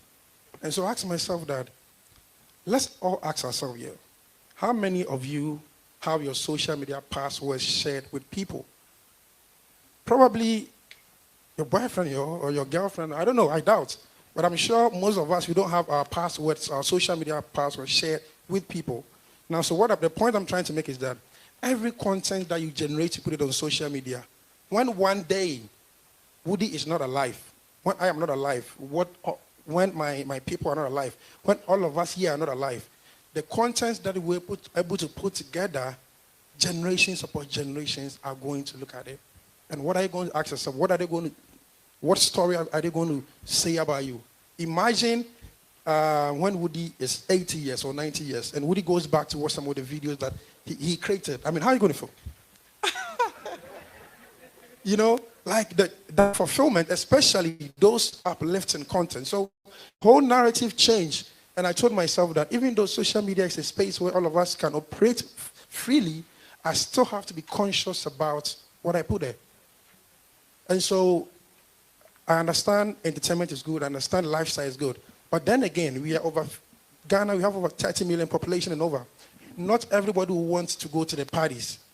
People are in the offices, people are in their neighbors. They want to see uplifting content. They want to see how society are suffering. They want to see how some communities don't have boreholes. And they in 2025, as we speak, a lot of communities don't have water to drink. And so those are the contents that I use after. I literally, the way Woody Maya is flying all over the place, getting content, push Africa, the same way back home in Ghana, I also don't stay in Accra. I leave my family, I'm always in the villages. I spend most of my time in the villages trying to also share the interest of the vulnerable. And as I speak, I gave a video to the producers to share. And if you watch my documentary of the communities that through my initiative, I have been able to provide water for them, it will blow all over your mind. About 20 communities, I've given them water, and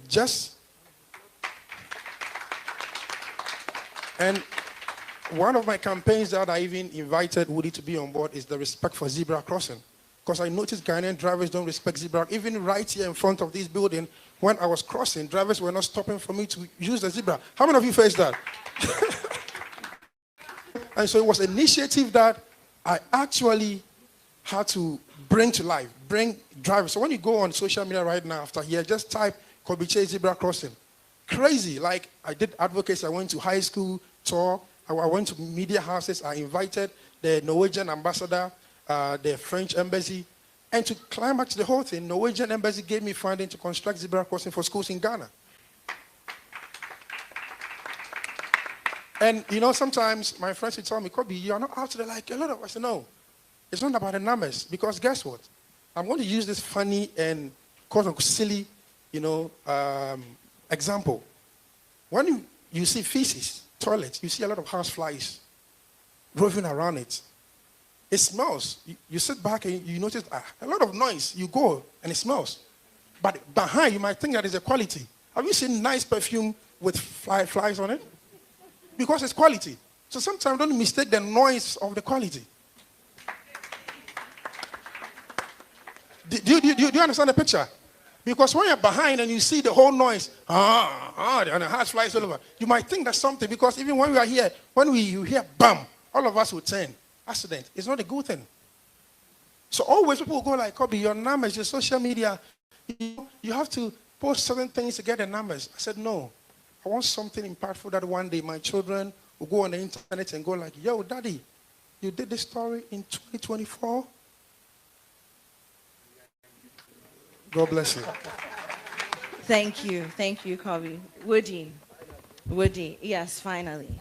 Now, for you, how did you get to the point where you said, okay, you know what, I'm just going to dedicate my time to traveling around the continent and telling the stories? What was that pivotal moment? Wow. I think I'm just going to go straight to the point. So my story is kind of long, but I'll make it short. I'm an aviation engineer by profession. I think my schoolmate is right here. Charlie, let them see you now. So I was in school, and I studied in China. And when I was in school, it was more like everybody see you and it'll be like, you're from Africa. They keep on looking at your foot. Why are you wearing shoes? Are you okay? I mean, you'll be in bus and no one want to sit close to you. I mean, even our own classmate will touch your skin and be like, oh my goodness. I mean, they're going to get dirt on their hands, So I was like, somebody needs to come up with a concept of changing that misconception about black people or Africans living in China in general. So I picked up my camera, started, everybody thought I was crazy, and within a few years, I saw people coming to China. And when they come to China, they tell me that, oh, it's because of your video, that's why I'm in China. And I'm like, you came here because of me? The Chinese government is not paying me.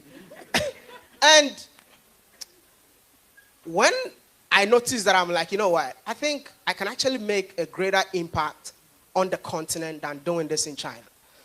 Even though I started making some good amount of money from the Chinese government when they started sending me to Africa, but the stories that they asked me to go and do in Africa was more like propagandas. And that is what told me that, I know it's about time to go back home. I came to the continent. I started in Ghana, but Ghanaians never accepted me, by the way. Yeah. I came and I was like, you know what? They said negativity sells, but positivity brings change and impact. I reach out to, I think he can be an example. I reach out to almost every blogger or vlogger in this country when I arrived. That, hey, this is the concept that I have. I feel like we need to rebrand Ghana in terms of showcasing Ghana in a positive light. They all did not respond to me, by the way. So I took the initiative upon myself and I started making beautiful videos in Ghana with my camera. I'm glad that the CEO of tourism is here, so I can say that confidently, yeah? I reached out to them. They also did not mind me, by the way. But it was something that was boiling in me. It was more like a passion to tell positive stories, so nothing would stop me from doing what I'm doing. So Ghanaians started telling me to go look for a job. And I'm like, wow, I'm an engineer by profession. I can just go back to China if I want. So what I did was, you know what, the goal was to project the entire continent of Africa. But since I was from here, I wanted to start from Ghana. So when they never saw what I was doing, I left to Ethiopia. And in Ethiopia, that's when I started showcasing the beauty of Ethiopia. And people were like, is this Ethiopia? And these are Africans. And I'm like, you know what? If Africans don't even know that this is how beautiful Africa is, then I guess I'm going to limit my project, which is themed Africa to the world, to Africa for Africans. So I went to Rwanda, went to a restaurant to eat. I was super hungry. Went to a restaurant to eat. And whilst I was eating, I saw this guy cleaning a gutter. So I got close and I'm like, dude, the gutter that I saw was not dirty. Why are you cleaning it? And said, this is the cleanest country in Africa, so we clean the gutter 4 times a day.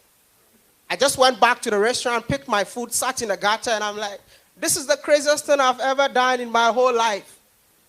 I woke up and I showed the video, eating in the gutter, woke up, and I've never seen a viral video in my entire life.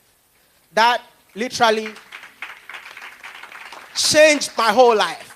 Something that I did not say, I think my classmate can testify. My first ever 5 countries in Africa was on a loan. And he can also testify that if someone is sick in China, I am the one who, be the frontliner to ask for money for these people. But when it got to my turn that, hey, I want to go to Africa to do this, everybody told me that we don't contribute to things like this. I was like, why is my journey so difficult? But he gave me that loan, $5,000. I'll mention his name everywhere I go to. Kyei, he's a Chinese guy. And when I did that video in Rwanda, it went viral. Can I say they made my first ever $5,000 from one video? And then I called him and said, dude, we are paying the loan. And he's like, that's so fast because I know the highest we've ever made was $300. And I'm like, Rwanda just changed my life, and it's about time to continue the journey. And that is why I have never stopped. I think I've been accused in so many countries that I go to because they've never seen an African being positive about Africa. So when I go to a place, they'll be like, oh, the government paid him. I mean, I was in Botswana. I shut down the entire country. You're still fighting with some guy on X. I even want to take him to court, I went to Zimbabwe, spent my whole money projecting the country. Everywhere I go, don't let anybody lie to you. Every single country that I've been to, out of the 33 countries in Africa, I spent my own money. Because I want to be free as I can to tell the story, no political affiliation. That's why in Ghana they think I'm NDC, by the way, but I am not. I just love being real, you know, and I love telling the story in a natural and authentic way. And maybe some people might think that I belong, but I think His Excellency, Donaldo Dankwa, I appreciate him so much, especially what he just did. I mean, visa for all Africans coming to Ghana. There's one thing that I'm waiting for. I'm here and I'm hearing that all African descendants are describing themselves as foreigners. I'm like, my goodness. You are not a foreigner. And I think that needs to change. If we are classifying foreigners in Africa, you are not part, because you are an African that was born out of Africa. I mean, we have the 6th region of Africa, which is the African diaspora. So why are you still calling yourself a foreigner? It's just that certain laws, I believe that it's about time for the government of the day to change certain laws to favor you all. If I ever become president, you will never acquire visa to come to this country. And you're not going to pay for any visa fee. Because, listen, the journey that I'm taking your time, yeah? The journey that I'm on, I went to the Caribbean. I took a journey myself. I see Barbados in the house. And the Prime Minister of Barbados invited me to her office, and they were like, young man, what you're doing is incredible, and people like us need to support what you do.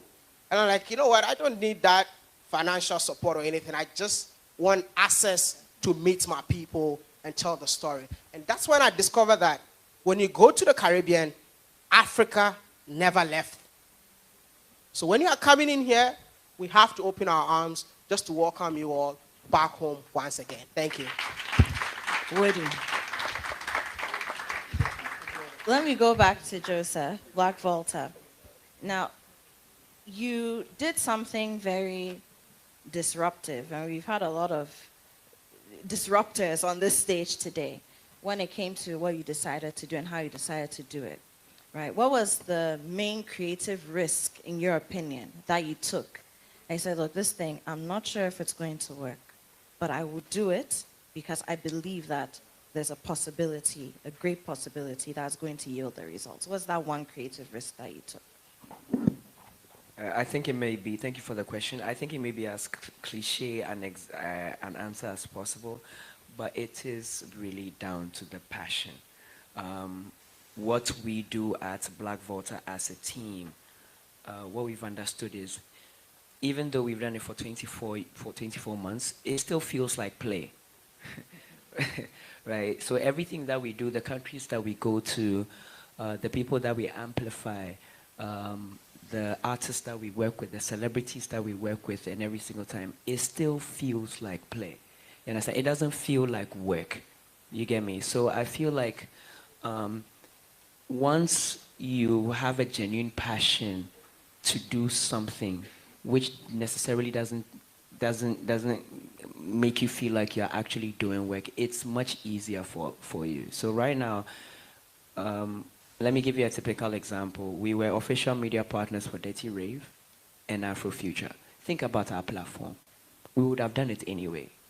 We would have shot the video anyway. We would have done production and told the story from a different perspective anyway. You understand? But then it becomes a business venture actually for us. So for us, it's like every single thing that we are doing, it has to feel like, it doesn't necessarily have to feel like work for us. Plus, at the same time, I want to echo what Wode also mentioned. One thing we don't do as much in Ghana is we don't amplify the good things that we are doing collectively. You get what I'm saying? It's always about, sometimes I spoke on a panel discussion. It was Tech in Ghana. And the panel discussion was super amazing that particular day. And I asked the audience, today, when you go on the social media platforms, what happened today? It's always the negative news that people will talk about. You understand what I'm saying?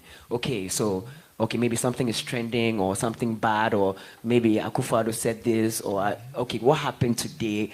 What positive thing happened today about somebody? So I would just ask that as we move forward into the new year, let's cultivate that habit of just talking about positive stories. You understand? Amplifying the great work that people are doing, Ghanaians are doing, your politicians are doing, You understand, on the particular, it doesn't need necessarily, we've been tagged every single time. You understand?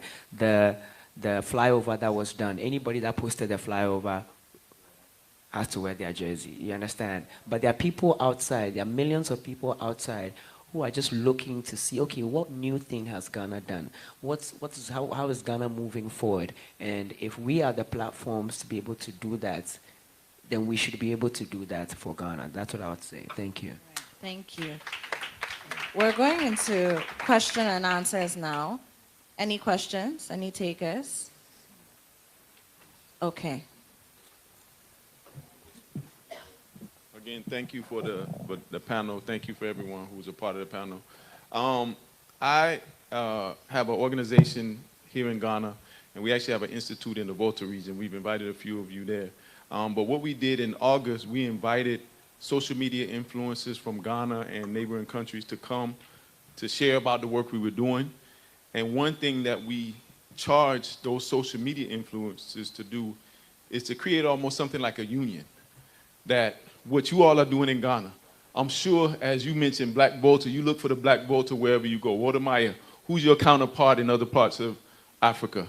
Why can't we now, just like the West creates a conglomerate of how they promote Europe or promote the West, how can we now create a union of social media influences to uplift Africa as a whole? Because we know the propaganda that has been pushed on Africa has made many of us, myself, I'm an African born in America, we didn't want to come at first, right? It wasn't until recently that we've seen Wode and we've seen others post. So how can you all amplify, I guess the question for you all, if you've thought about, how can you amplify your reach to where we can collectively work with other African influencers to make sure we uplift the continent and really be intentional about how we post, what we do? Is that something that you all have tried? It seems like, Wode, you tried it and maybe you didn't get as much support. Maybe now is that time to uplift and have more of a collective approach to where all of us can really be about uplifting the continent. So it's just it's a question, I guess, and a comment. And a comment as well. Thank you. Okay, who wants to take that? Well, I think increasingly we are getting to have events around Africa where influencers, content creators are meeting as a festival, and I think that's a start to it. And so now it becomes a deliberate sort of plan to say, let's do this, let's highlight the positives. I think it will fall in place, but I think we need the platforms that will unite the creators and influencers from around the continent first, and then perhaps those ideas can push through later. But I see it happening. We have friends in Ghana putting together a Creators Festival. We have friends putting together Influencer Festival, and they're going to travel with it as well. So I think these are the building blocks for such conversations to continue, because it's not an easy thing to be in one space and bring all of them together. Okay, Kobby wanted to go, and then you can add as well, Jason. Do you want to add something? Well, I just want to say something. I used to live in Atlanta. In Atlanta, I consider Atlanta the Accra of North America. Ghana is the influencer, and Accra is the influencer for the rest of Africa. So honestly, you all are the ones who are at the forefront. You know, Kwame Nkrumah made Ghana the gateway to Africa. What the influence that you all have on the diaspora, or Ghana has on the diaspora, is larger than any other place. So I think when you all come together and maximize that, you can easily influence Rwanda or the other places to be, because even think of the year return. Everyone has started doing a year return after Ghana did theirs. So you all are the real key in a lot of ways to pushing this agenda. So it's a challenge as well to you all to push it even further. Thank you. Okay, so I like your conclusion where you said that the year return was actually put together, was a policy by the government. Now, I think that the governments or the policymakers must also make it a conscious effort to engage us, because they have the larger resources. I've been to South Africa twice. It was just because the South African Tourism Agency had to. I think you've also been part before. They took me, a couple of bloggers and influencers back to South Africa, visited their zoos, their best places, just to share with the rest of the world. So what are our indigenous policymakers doing? You understand? So I think that they have to also see the bigger picture, engage. I mean, like Udi said, sadly, He is a Ghanaian, but the policymakers are not engaging him. And that is really sad. Policymakers, they see me going to villages to help rural communities, but policymakers are not engaging us. You understand? So that's the truth of the matter. Sometimes it's just so sad. When it's time for election, policymakers will engage us to post their campaign videos, but they don't use the same energy to give us videos or engage us and give us that enabling environment, because the ecosystem is big.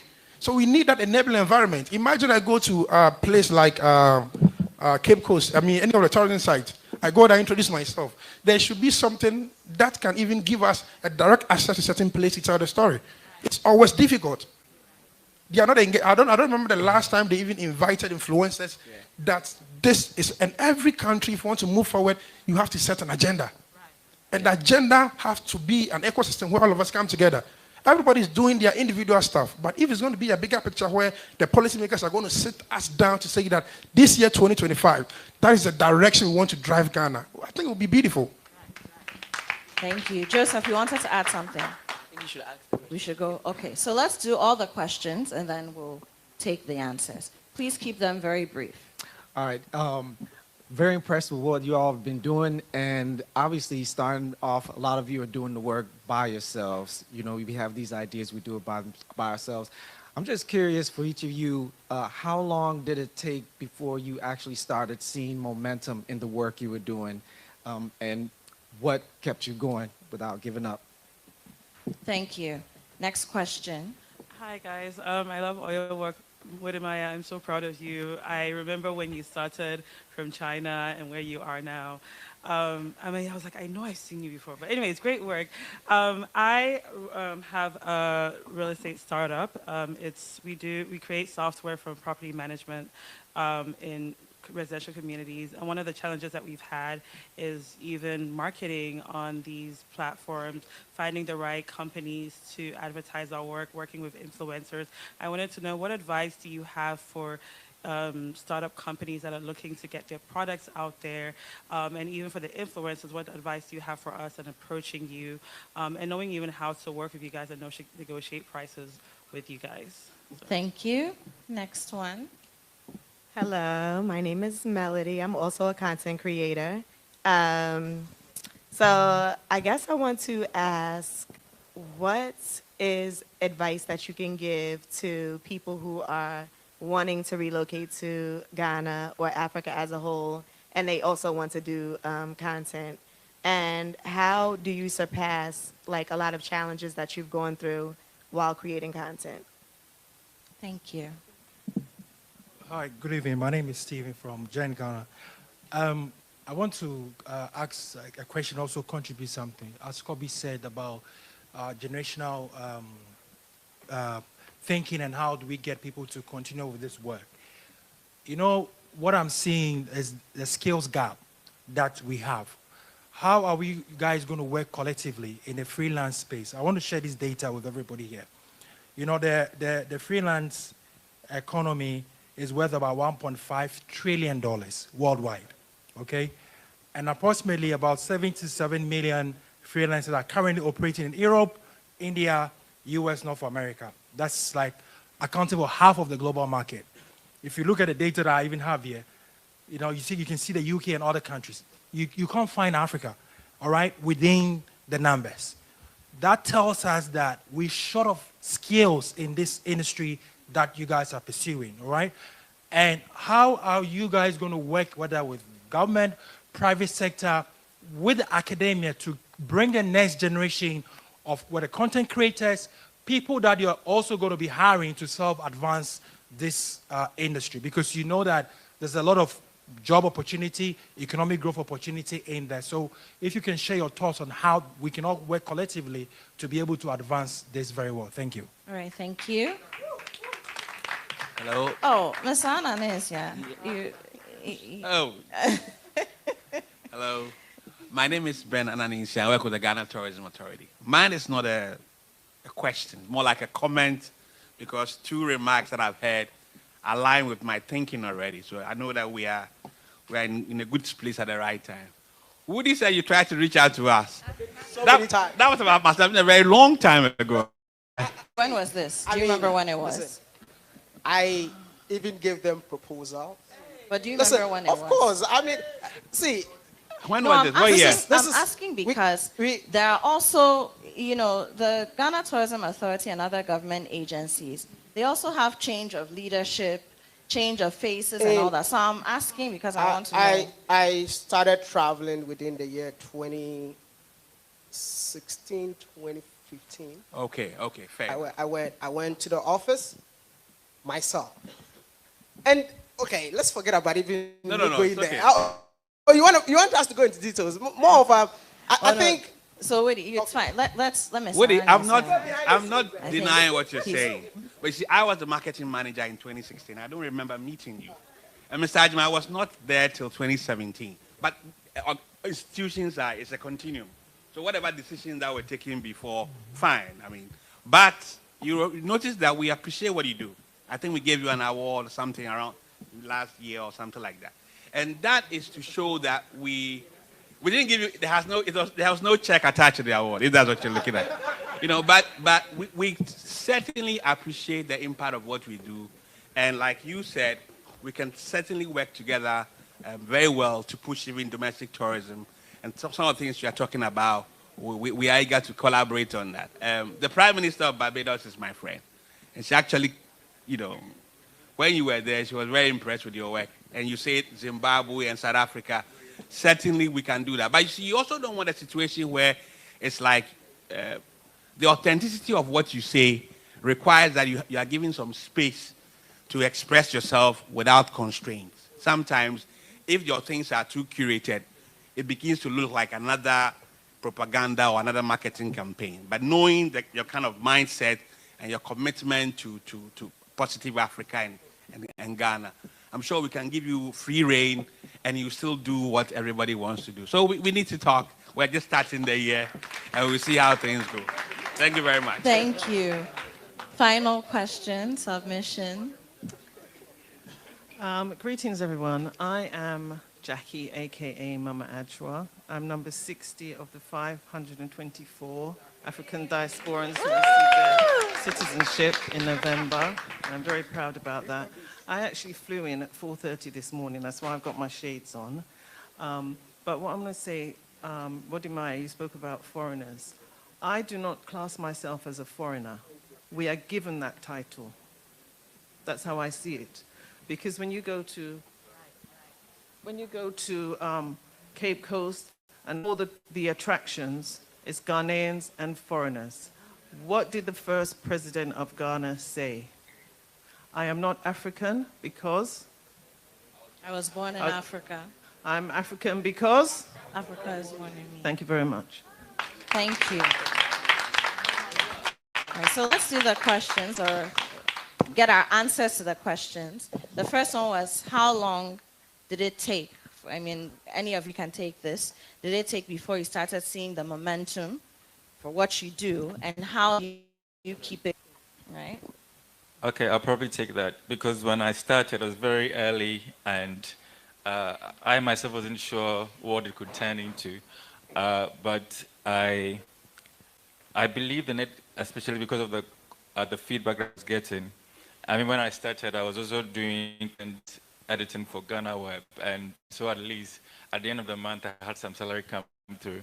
And when it became conflict of interest for them because my platform was growing and I wasn't really making that much money, I was like, should I really give up this passion, this thing that I see has a future?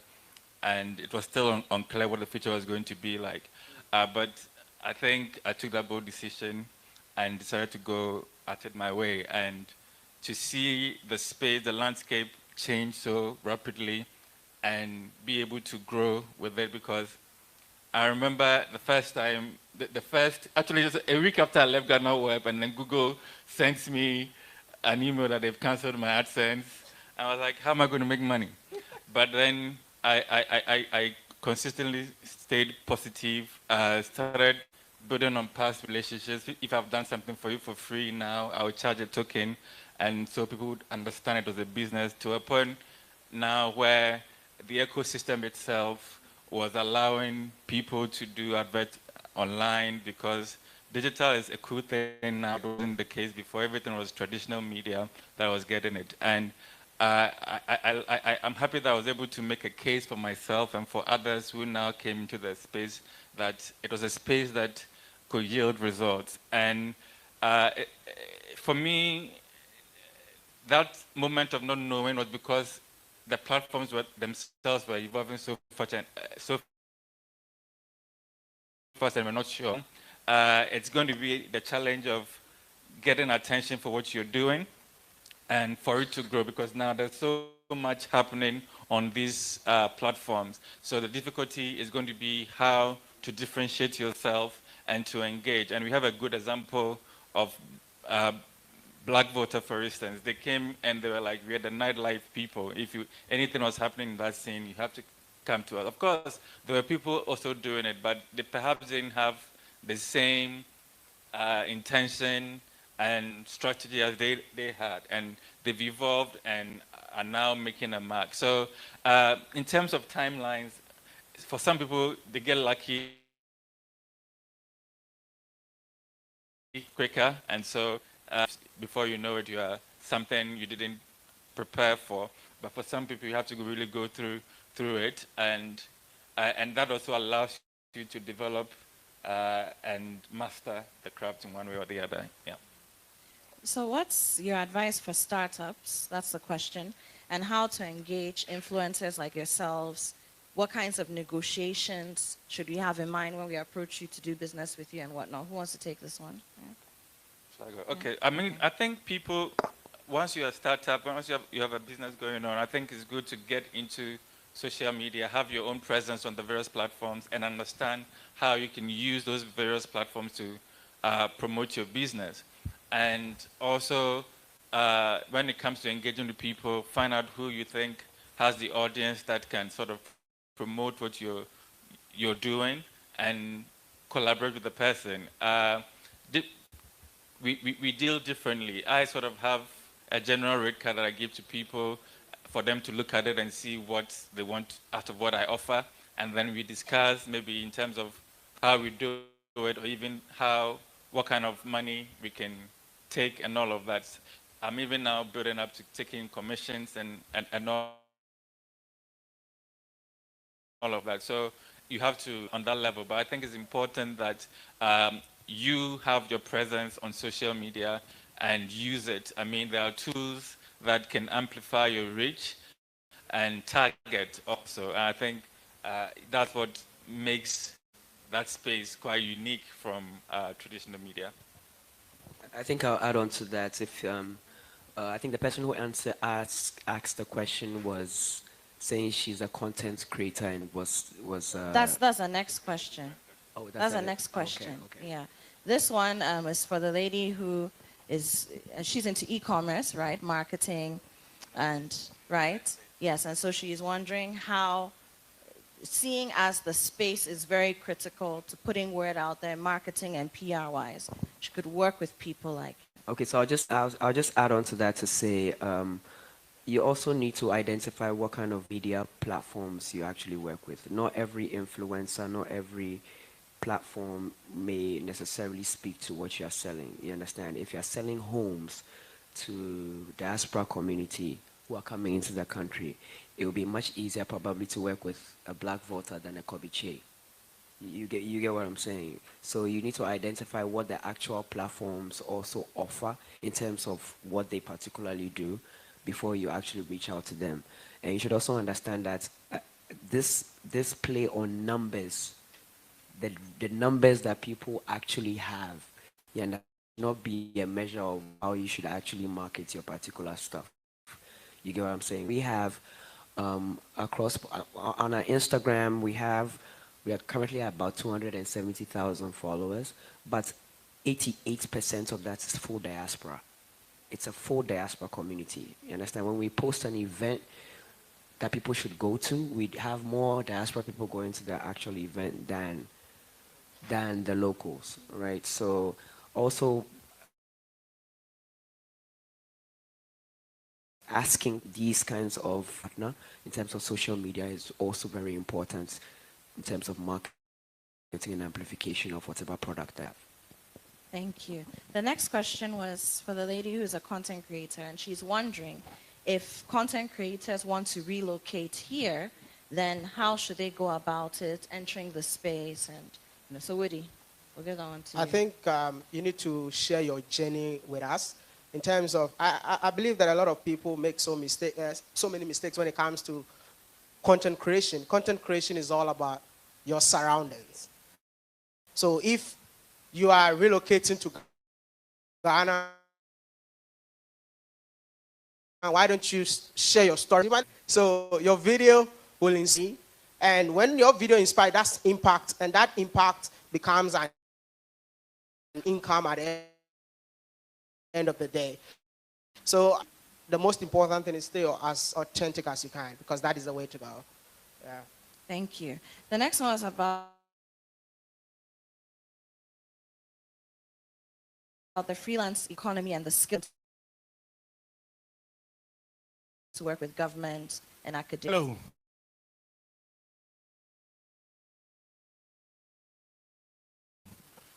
On radio, TV, interviews, if you give me a minute discussing the question that he asked. I think that in our space, we need a lot of generational thinkers. And I'm saying this because it is, I mean, it saddens my heart to see that faith in Ghana, that's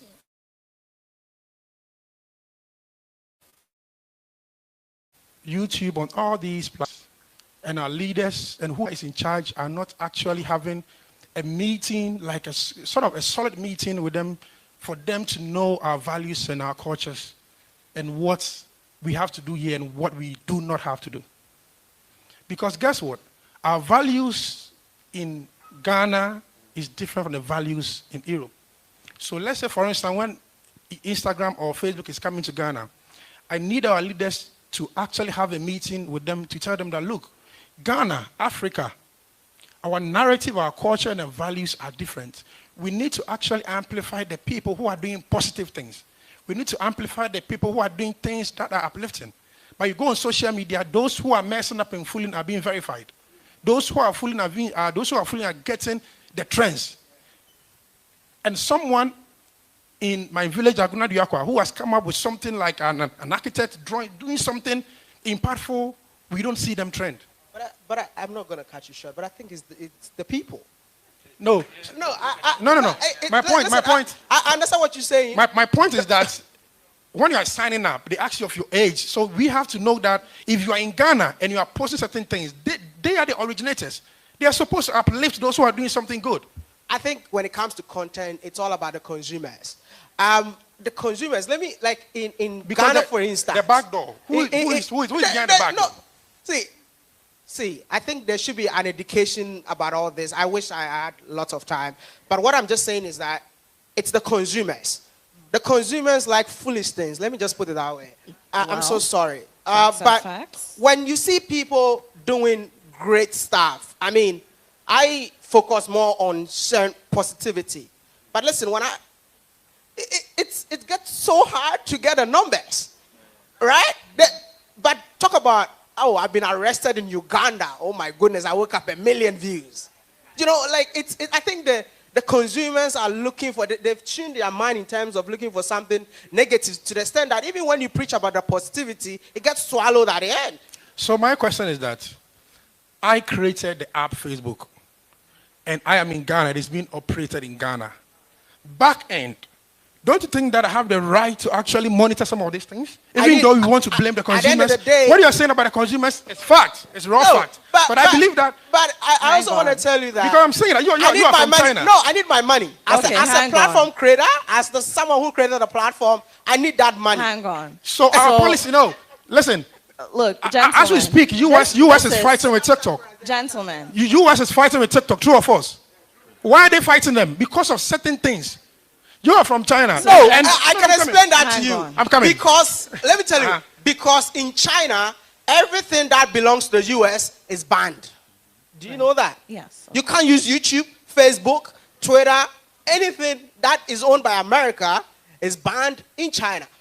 I was based in China, and I think anyone who has been into China will tell you that we need a VPN to access everything. So US is just trying to counterattack because at the end of the day, that's why, Huawei and all those things, that's why it doesn't work in the US. It doesn't work. I mean, that was but the whole anyway, thing. that's another conversation for another day. But that is a conversation for another day.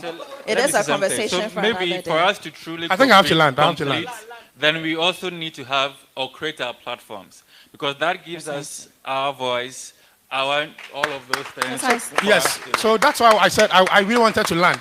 If that is not going to happen, then we have to create it and amplify it. And again, I think that our educational, our curriculum and our syllabus has also failed us. Because in Ghana, I stand to be corrected. Now, the guy said, this new era, the generation, they are coming, they are on TikTok, they are Facebook. And I thought, when we were downstairs, I had a meeting with Maya that this year, one of the things that I want to do is organize a high school tour. Like a tough high school tour where myself, with Maya and the rest of these people go out to the high school to educate them. No, look, I went to see the education minister, Honorable, I forgot his name. Edichum, yes. And I opened something on my phone. When he opened high school girls in Ghana, it was TikTok, twerking, and everything. So we need to go down the education. We need to change the system. Because how is it that Facebook and all this, everybody is on social media, but our girls are messed up. But when you go to our schools, there's nothing like social media, the digital space. No, you're very right. We do need to change the system. I mean, I'll speak briefly to this because I have been in education curriculum development. I taught the IB program. I am an IB alumna. And we do need an overall education system. Not to say that the Ministry of Education and the Ghana Education Service is not trying, because the curriculum has changed. And there are lots of things that are happening. I do hope that with the transition, some of these things are picked up and then we can see the manifestations. But a lot does need to change. But the other thing is that, which again, we saw it pop up very prominently in this past election season, we need cultural attaches around the world in our high commissions. We don't have them.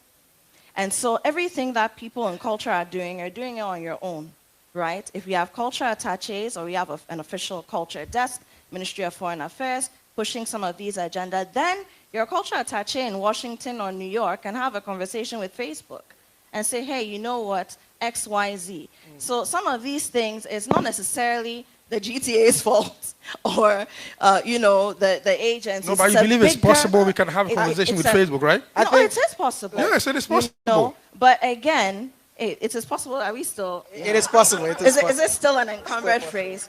No, but it's great that this question came up. Thank you.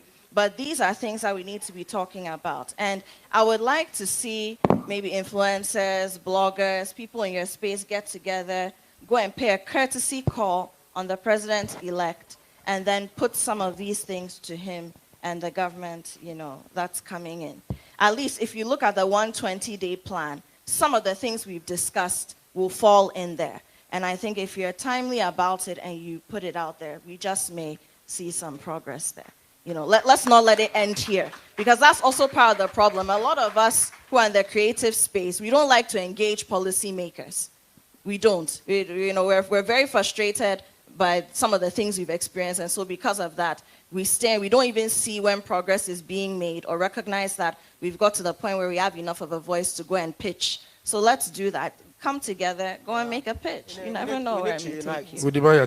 We need to unite, I think we need to unite. We need to educate ourselves. There's so many things that I feel like it's misinformation in the system.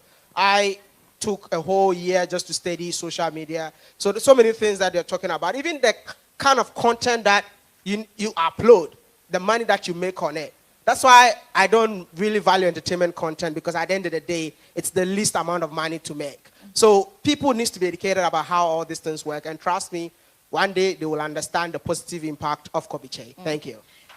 Final question from our online audience, a member of our online audience. How can we ensure that nightlife and the industry thereof contributes positively to community development while addressing concerns such as public safety, cultural preservation, and environmental sustainability? Okay, so thank you very much for that question. Why do you guys keep looking at me? Because you're the nightlife guy. So I think there are a couple of answers in there. For our platform like this, we are very, very selective of the kind of partnerships that we go into. So let me give you a typical example. For the NBA ball, we partnered with a fashion business called Cacao. Cacao is a Ghanaian firm based here in Ghana who won the official license to style the basketball league in Africa. Shout out to Kweku Bediako for that. Yeah. And one of the reasons why we partnered with him was we were very intentional about the fact that he was creating the kind of apparels that he was creating for all the basketball players and fans and everybody across the world from an African perspective was the fact that he was using sustainable fabric. He was using cocoa sacks, right? Cocoa sacks that when they finish, they throw away. They were using that for that particular thing. And we were his official media partners. So one thing we do is we are very intentional about the partnerships that we get into entertainment and the nightlife space. Also, when it comes to the event space, which of the events, it's not just about the partying, and which of the events are actually promoting Ghana? You understand? Which of the actual events are giving back to society? Like Afrofuture. Afrofuture has a rising arts, something for rising artists. They give back to the community. They do workshops. They partner with YouTube to give skills transfer and things like that. So being very intentional about the partnerships that we actually work with. And secondly, we are also very particular about the content that also comes out. A lot of people ascribe to the Black Volta platform because it's quite different from your traditional entertainment and lifestyle. You get me? So we are very particular about the partnerships that we go into, then the content that we actually generate. And then also, we've built businesses across board. Now we have about 6 or 7 business units outside of our media and entertainment channels that are also giving back to the society. So we have a talent management business.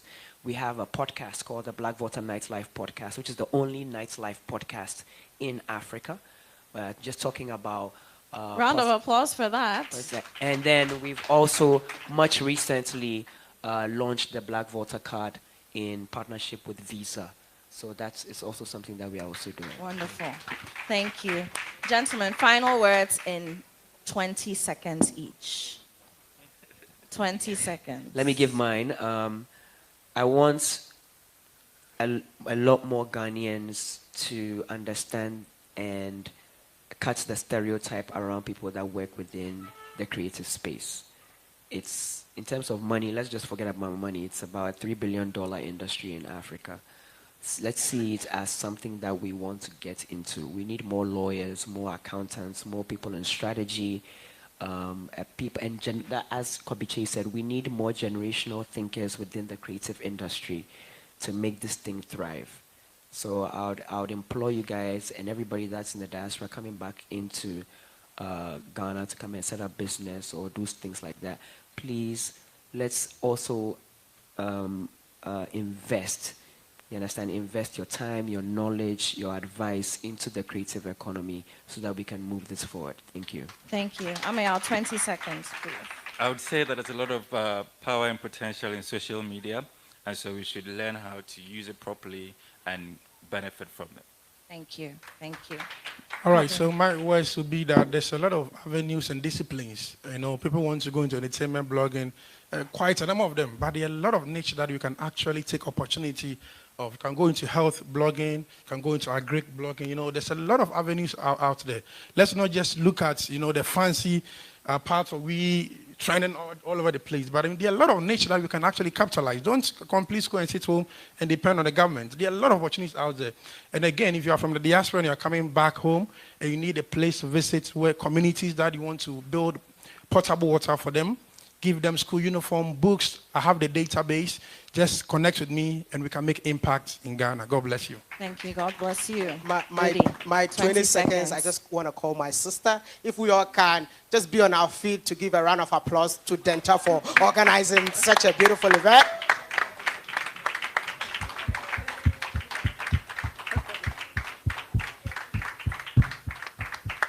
Thank you. Thank you. Thank you. Thank you, Wode. And you've actually brought her here because she needs to be here next on the program. Thank you very much, Wudimai. Is a content creator, an award-winning one, and the voice of African storytelling. Amial Deborah, an award-winning journalist and a veteran blogger in this space. The real OG.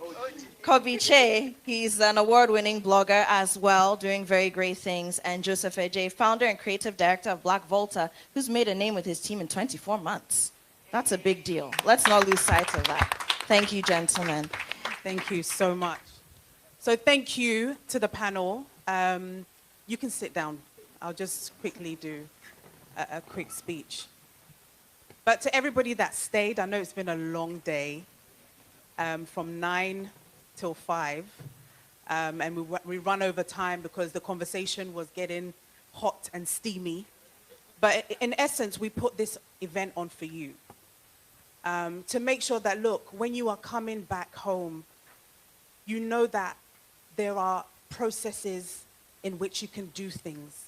There are people that have moved, and they are going to share their stories to bring you value, right? And to let you know that, look, when you come, yes, there are challenges, but we do not want you to go back.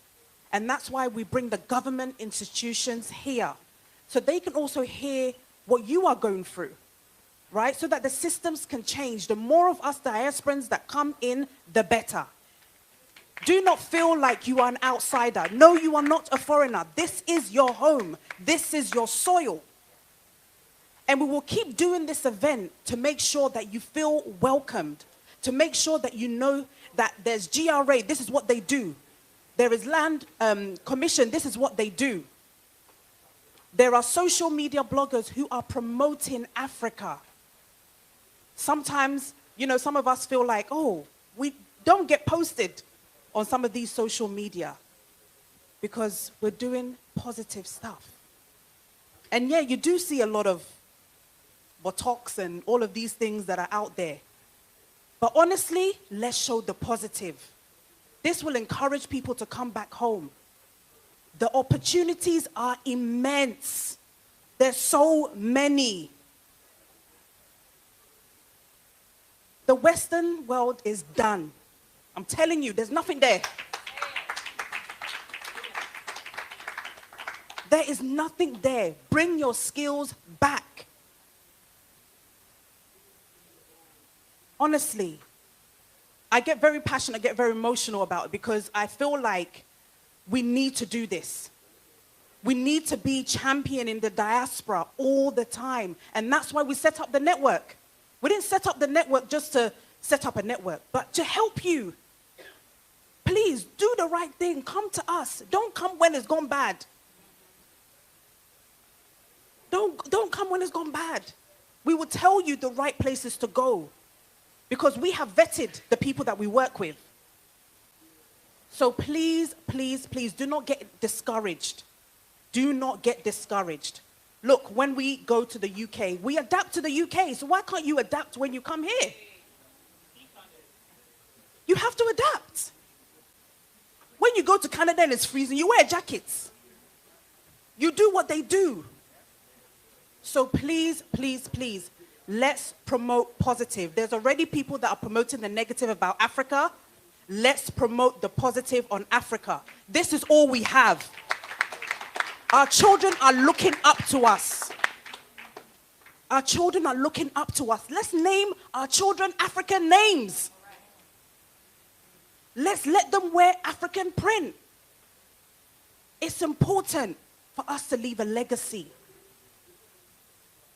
You feel like maybe you're not making an impact. Every single one of you is making an impact because you've made that bold step to be here. Some of you is your first generation of coming back to the motherland. Yes. And so you have made an impact you have no idea. Don't get discouraged. We're here. We're a group. We'll cry together, we'll moan together, but we'll go together and we'll grow together. So again, thank you to all the government officials that came, to the entrepreneurs that have moved, to everybody. I really do hope that we'll be here next year in a bigger venue.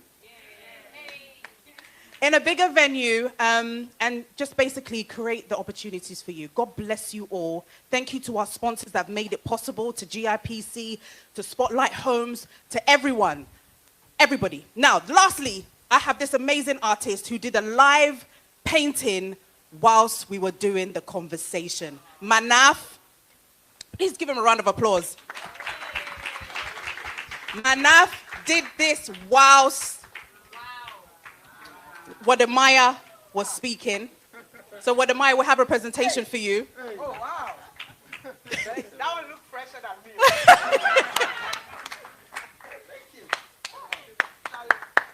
Thank you. Make her calm down. Yeah, make you calm down, make you calm down.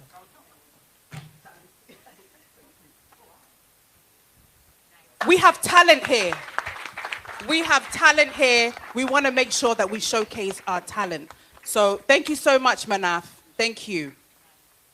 Guys, thank you so much for being here. I hope that you've enjoyed yourself. You have? Okay. So I want to do, because the people that are left, shame on them. Let's do a group picture. Come, come, come. Everybody come, come, come, come, come. Group picture. Yes.